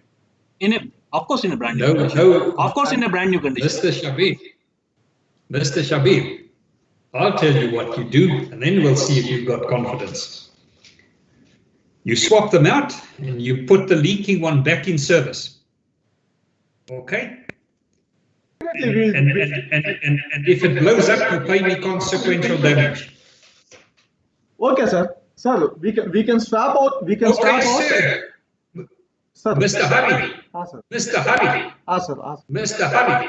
Yes, sir. Do you understand what you've said? Do you want to take consequential damage on a utility like BPC on their 400 kV system? You must be mad. Sorry, sir, we are not saying that. But okay, sir, I think we shall discuss in a separate form, because this is a very lengthy subject and it shall be discussed and assessed over again. We'll again assess it. We'll come again. We are not declaring anything, sir. Just we'll assess it again. We have noted all of your points and we are just going to come back with it. We are going to again brainstorm with the vendor, and how soon we can resolve it in a better manner. We are going to take our action towards that subject. We are not going to do anything that is going to be having any consequence to either party. We are going to be in a fruitful situation. I don't want to do damage to the client, not to myself. We are going to assess it again. That sounds reasonable to me. And what are you doing about the CVT? And you know, because it was a garbled message. It was English. It wasn't English. So I couldn't understand it. I think what happened there is the paint process wasn't good. So for CVT, as we explained, sir, the paint was damaged. It's physically evident. We can see that one. So it's definitely we can't repaint that one because of it's not possible at site as per OEM strict confirmation. So the CVT is in good healthy condition, as we did that each and every test on the CVT again. It's up to BPC and EC give the confirmation whether that CT can be acceptable or none other. Because of the paint, sir, as per OEM confirmation, we can't do the paint at site because we strictly told that one it is not possible as per our paint procedure. It's definitely what we have to do. Sir. Yes, sir. But Hari, you can understand, let's say, Indian language and English. What are they? You know, because it was a very confusing message. You know, from what it and why I'm saying that is, let's say, because I can speak, let's say, English and German or English, Afrikaans and German. Sometimes somebody who speaks German, but he explains something in English. Because of my command of both languages, I can figure out what he's trying to tell me. What is Miru trying to tell us? Yes, that it was transport damage, but it talked about spilt oil or something like that, and that's what I want you to explain to me. What is Miru trying to convey to us? Where I said to them, look, I think it was just a bad paint job, and you saying to me, no, it was damaged. I don't know, because I haven't seen it firsthand. I suspect it just flaked off, whereas you suggesting it was mechanical damage. What is it?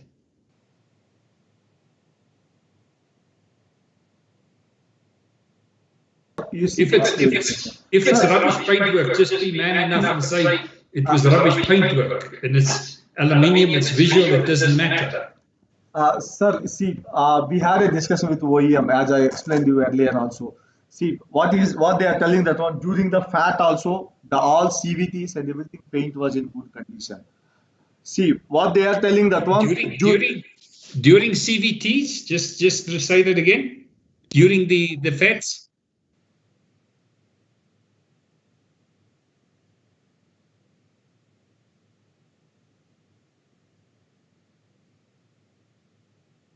Yes.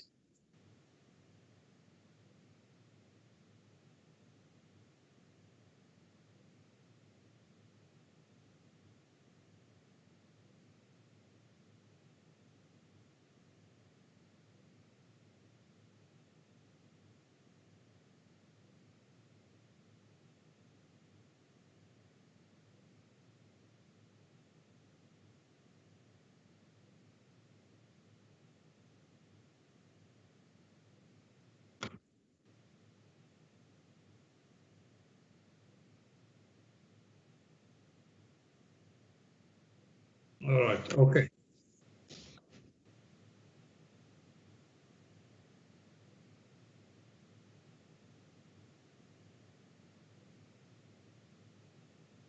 You, sir, you can have a look on it.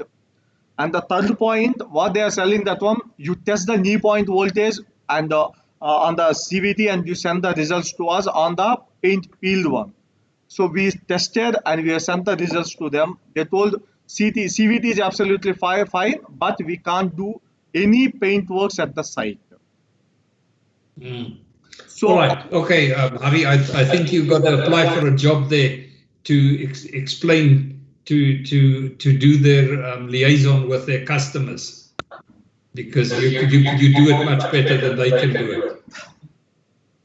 All right, look, I mean, in essence, basically, what L&T is asking for a concession, be it formally or informally, for BPC to accept it as is. We are asking.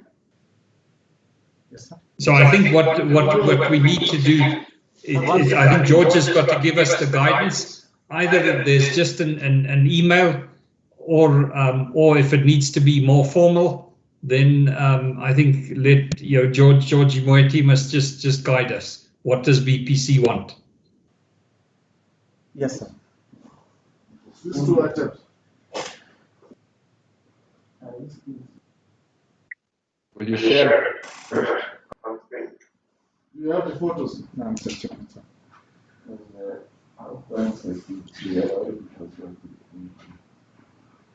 Just by the way, Hari, while you guys are fiddling around, I still think it was a rubbish paint job. That's the bottom line.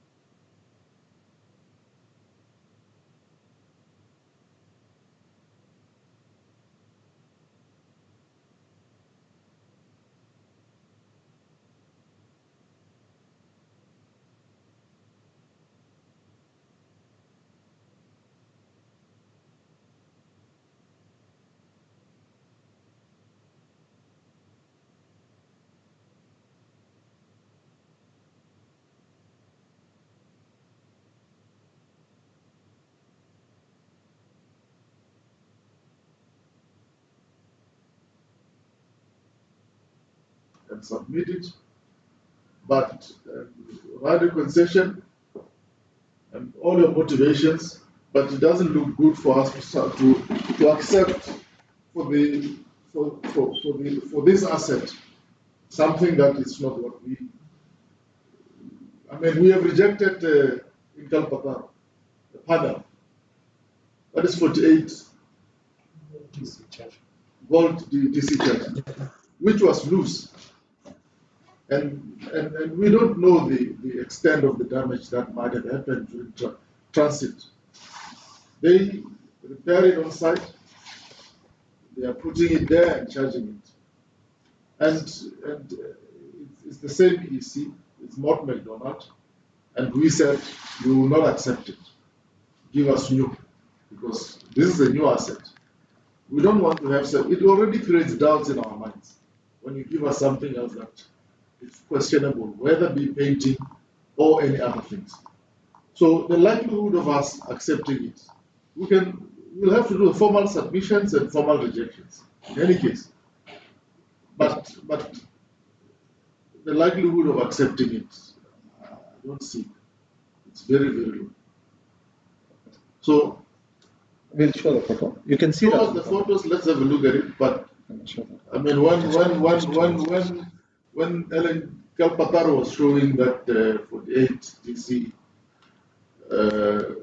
chargers, I said to them, if the car is delivered to you, your own personal car, and is delivered to you, and when you open up the engine, you see loose members in whatever form, or if the car is delivered to you, and you see different colors, even on the fender. It's new, bought new, brand new. Will you really accept it? I'm asking you that question, Hari. It's new, you've paid it, it's brand new. Delivered. Will you accept that car? I think the answer is no. So you understand what it is. If you spend money on the car, nice Mercedes-Benz or BMW, whatever it might be, and the paint is bad, you will automatically, and they said, no, we can repaint it again. Will you accept it?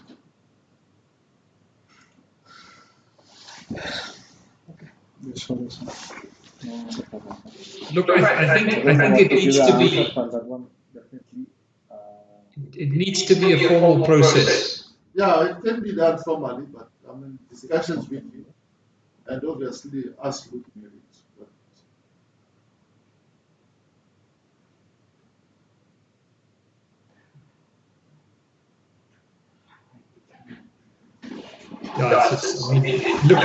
Yeah, it's visually, it is great.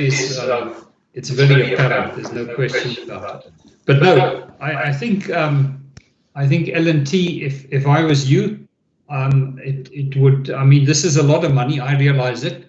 I think it's worth your trouble to formally make an application for a concession and see what see how BPC wants to rule. Let's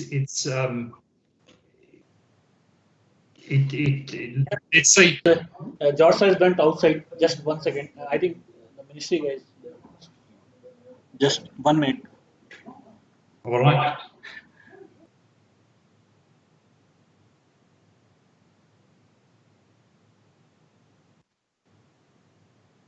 Mr. Lutz, actually, I have got one more meeting at 1 o'clock. If I can excuse myself, because I believe that it's almost complete now. We're only waiting for Mr. George to come and conclude. Yeah, Mr. Bansal, if I can have an excuse to conclude it, I will also conclude it. You know, these meetings get me. So no, by all means, thanks for the courtesy. You're excused. And if there's, you know, we'll agree that if there's anything of primary importance, that Hari and or Shabir appraise you accordingly. Okay, thank you very much, Mr. Rajan. I think it's okay. Mr. Lutz, I think we've looked at the photos. They must send those photos. I mean, unfortunately, Mr. Kuwe had to leave as well. So it's only the project team without the ministry. But yeah, I think it's just let them do a formal submission. That's all. Yeah, I think so. I think that's the right way. You know, because then one can apply. I have my views as to how I would, you know, if it's presented to me formally. But I think to be fair towards the client, you know, it has to be because it looks shabby. There's no question about it, and you know, we can't just go, you know, like hide it or sweep it under the carpet. That's why we raise it and try and be transparent and that BPC, you know, if you were to ask me make a recommendation, I'll make a recommendation on it. So, but I think let's let them do it formally.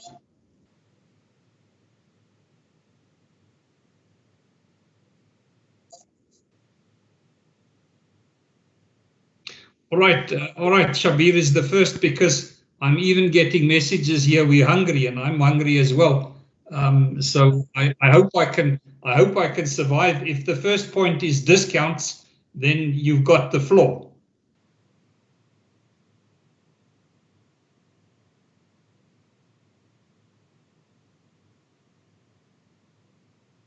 Two, 3 points you want to convey, sir. Okay. One is, see, our points are, one is with KCM, as George sir told, that one we'll arrange a meeting. This point is clear for us. And the second point is, sir, whatever we have done in MAWANA and the Dukwi substation, sir, how we have to present to BPC. See, for MAWANA substation, we have presented our case through PPT. For the same way, Dukwi also will give our present to BPC. Then for the whatever we have done, the extra works and whatever we have done in Dukwi and MAWANA substation, how we are going to present. Shall it be in a form of PCN? Oh, I see. All right. Okay. No, to me, Hari, because I think when I read your report, it was quite clear to me. To you must, you know, present your case, and with money, you know, whatever you're seeking, you know, it's. I think I can immediately say you guys acted in good faith. You see. So you did what needed to be done, and it was done, let's say, on the basis that BPC would be fair about it. For the cost part, sir, the contract is very clear. We have already informed the client, esteemed client, in advance that if there is any deviation from the original contract works, this will be our rate for the additional works. And I think it is mutually agreed and signed by all the parties. So for the cost compensation, we'll use the same rate. We'll give you sir, formal submission, including all technical and everything to you, sir. You just have a look, sir. Then we can yeah. To me, to me, Shabir and Hari, it's you've got to put BPC and let's say the EC or BPC in particular, the guys who are there in a position so that they can just reasonably evaluate it and then approve it. Know how much money is involved, seek getting approval on it, and so put them in a position that's to do it. Because there's really just two aspects to it. The one is what you're saying, is it an extra? One looks at it in terms of the contract. Was it an extra, yes or no? If the answer is yes, then the next thing is how much are you claiming with it? Is your claim in accordance with the contract?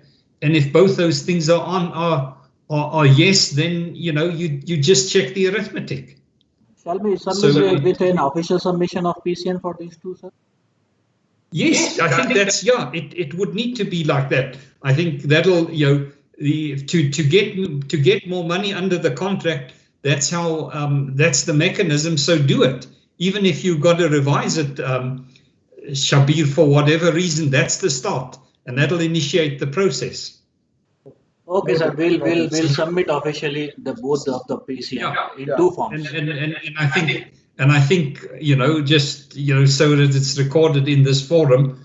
Thank you for doing what had to be done, and in a way doing it on trust, which is appreciated.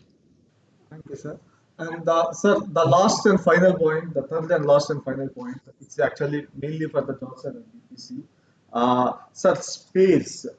See, as a space shelter is no more valid in the PC, no more valid PCN in MAWANA substation. So we want to know that one where we have to kept all the spares in MAWANA substation. If you give us the location where we have to, or is it to be delivered, where we have to deliver? Yeah, how it will be. If you can confirm. To me, Hari, sir. that thing is dragged on for so long, and it's commercially important. You write a letter, an official letter, like you always write us these letters about EOTs, etc. Not an email, you write a proper letter, and you say to BPC, you give us, we want to know, and I think if quite, let's call it reasonably, with the way the project is running, that you need an answer by such and such a date, I think you can say to them, give us, we want to know, we must know now. We want, it's the contract is coming to an end. We want to finish it off. It's the same as Banjal. I'm all for it. We finish the 132 kV off. We finish off where the spares have got to go. That thing is dragged on long enough, and BPC's got to tell you. And sometimes my wife watches a TV program here with a Judge Judy, you see, who's got is quite outspoken, and she'll eventually tell the BPC, we'll tell you to put it on BPC's veranda if they don't tell you, and then you're rid of it because the contract said, you've got to act reasonably. Pardon for the interruption, sir. George is saying something. Mumpati will go and look at those spares. Is here, and will decide where to put the spares. So on the yard, we'll identify the unit. Yes, they're in the yard, isn't it? Yeah. Yes. Some of them in lay down area, some of them in the car park. We'll identify the area. Mumpati will come. What George sir is saying that Mr. Mompati is here, he will go to the site and he will look for where the current spares are being laid off, and he will identify the place where we have to shift it. That is fine, Shabir. I have experience with spares. So you basically, whatever is agreed, it's a bit like the towers, you see, where it was agreed, and then we hear no. But there's the substation and the other people haven't talked to each other. you agree it with Mr. Mompati, and you draw a little sketch, and you say this is where it was, this is the date that was what was agreed with, and with whom it was agreed with, and then you proceed. Correct me if I'm wrong, sir. I can tell you, spares are trouble. Spares are like farm gates, they trouble. Luke, sir, correct So me you just cover yourself. You agree with Mr. Mompati where it is, and then you record it, that this is when you agreed it, and so that if one looks at the correspondence, it's very clear in the corner of the substation or wherever. The first time that L&T is asking us where to put the spares, and we will deal with it. It's not dragging too long. The only thing that is dragging too long is the decision on building. But now they can send us an Excel sheet of all the spares. Mompati will go there. They will discuss the position. If any spares will be taken by BPC from those, then Mompati will identify that position and says, this one will be taken there, or it must be delivered elsewhere. But a position, Yeah, you can send a letter, it's fine. George, perhaps it was the shelter, you see, because of the pain I had to endure with all the meetings, and it eventually constituted a storm in a teacup. You see that you know, perhaps you put me you know, put me on the wrong foot there. All I'm saying is, I think L&T is you know, are fair. It's getting to the time now. BPC's got to say where it's got to go, and your suggestion is very constructive. There's a spare, listed in like an Excel spreadsheet, and then Mompati looks at it, and if he needs to speak with Harold or something, and it's decided, and there's a clear directive, this is where it goes, and then it happens, and then it's finished. Yes, when they receive those spares, wherever they are receiving them, then I believe BPC takes them or asks L&T to deliver them there, then we'll just sign them for them. We have done this. Yeah, no, that's fine. I'm glad it's been raised, because it's as I say, I want to, you know, I'm keen to, like, bit by bit now finish the contract off. Sir, with this we have finished. Can I ask one more question? Yes, is that question number 2.5? Sorry, sir. Yeah, it's a last question actually. See, as we have agreed, we will give a training on all the tools and other things also. So we are conducting the NRCRP SCADA training, and all softwares, everything we have installed in the laptops and everything.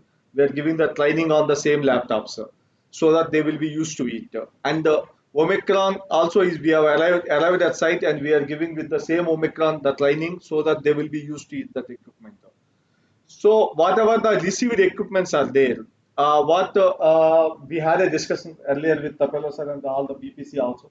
Whatever the equipments are received in the testing equipments, which we want to show one test at site in front of BPC with the new equipment, so that they will be used to that equipment, whatever we are supplying. So this is what we want to propose. If everybody is okay, we want to do like that. Whatever your opinion. Yeah, the proposal is fine. I think you can set a date when you can do those kind of things. Exactly. Yeah. So when we are going to do the testing, that day we will inform you at least 1 or 2 days before. 2 days before, we are going to do with this equipment and this test, so that you can be used to it. If you want to perform the same test with another breaker also, in case if it is a breaker, we will allow you to do that one also. We will do that one. I think, Hari, look, the guideline is, you know, in terms of like spares and handover, etc. There's got to be an audit trail. It's got to be administratively very, very clean. You know, to protect yourselves, you must hand it over the way BPC wants it to be handed over, and there's got to be the necessary paperwork. If, you know, practically, I think I can see what you're also doing, because by the way you're talking, you're almost demonstrating it's working, it's fit for purpose, etc. But, you know, all I'm saying is protect yourselves or make sure there's a proper audit trail that if something goes missing or you're being accused, this hasn't been handed over, we don't want to pay you, that you can say no, but here's the documentation, it was handed over. That's really all I'm asking. I think for the rest, between how you do it between yourselves and BPC, practically with the guys who need it know where it is, I'm okay with it. Thank you, sir. Yeah, this was actually a very good point for us, actually. So for this one, definitely before starting the testing, we'll list out the equipment as per contract. What are the equipment and what we have to provide? Those we will list out. We will sign the list. Then we'll start the work testing and training with to BPC. Then we'll again pack. Yeah. We'll put that signed list inside that box, and we'll keep it there. So when they will take it also, when we'll give it to them as officially, that time they can see the signed list. Yeah, just Hari, I don't want a long discussion. I'm just almost as a reminder, there was a question about licenses as well. So you need to give BPC a definitive answer there. If anything is subject to licenses, what is there? Whatever the software and software licenses are there, those we will give you in the form of any like a pen drive or something in the form of, we will give you that one. The all official license also will be there in the form of DVDs, CDs will be there, and we will list out the licenses and we will give you the licenses details, and we will hand over like that, sir. We'll give an additional format. Okay. All right. Can I? Anybody else anything, or can I close the meeting so that Mr. Gluckman only eats when he's hungry, and he's hungry. I don't want him to fall over. We don't have anything from L&T side, sir. I think George, sir. All right. No, thank you very much. And yeah, have a good afternoon. To you all, sir. Have a good afternoon, Gluckman, sir. Also, have a happy feast on the lunch. Right, all the best. We'll be in contact. Yeah, so I think on the CVT you've got to do the concession, and I think revert back to me to that email on the CT as to how you want to get around that one. Okay. Notice, sir, and we'll submit the 2 PCN of the 2 additional works. Yeah, and then the Duque and that. What's fair is fair. All right. Thank you very much. Bye-bye. Thank you. Bye.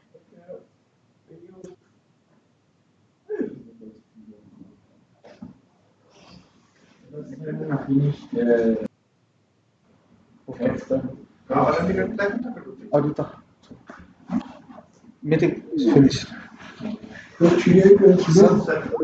Sir, we are done. We'll have lunch here or now?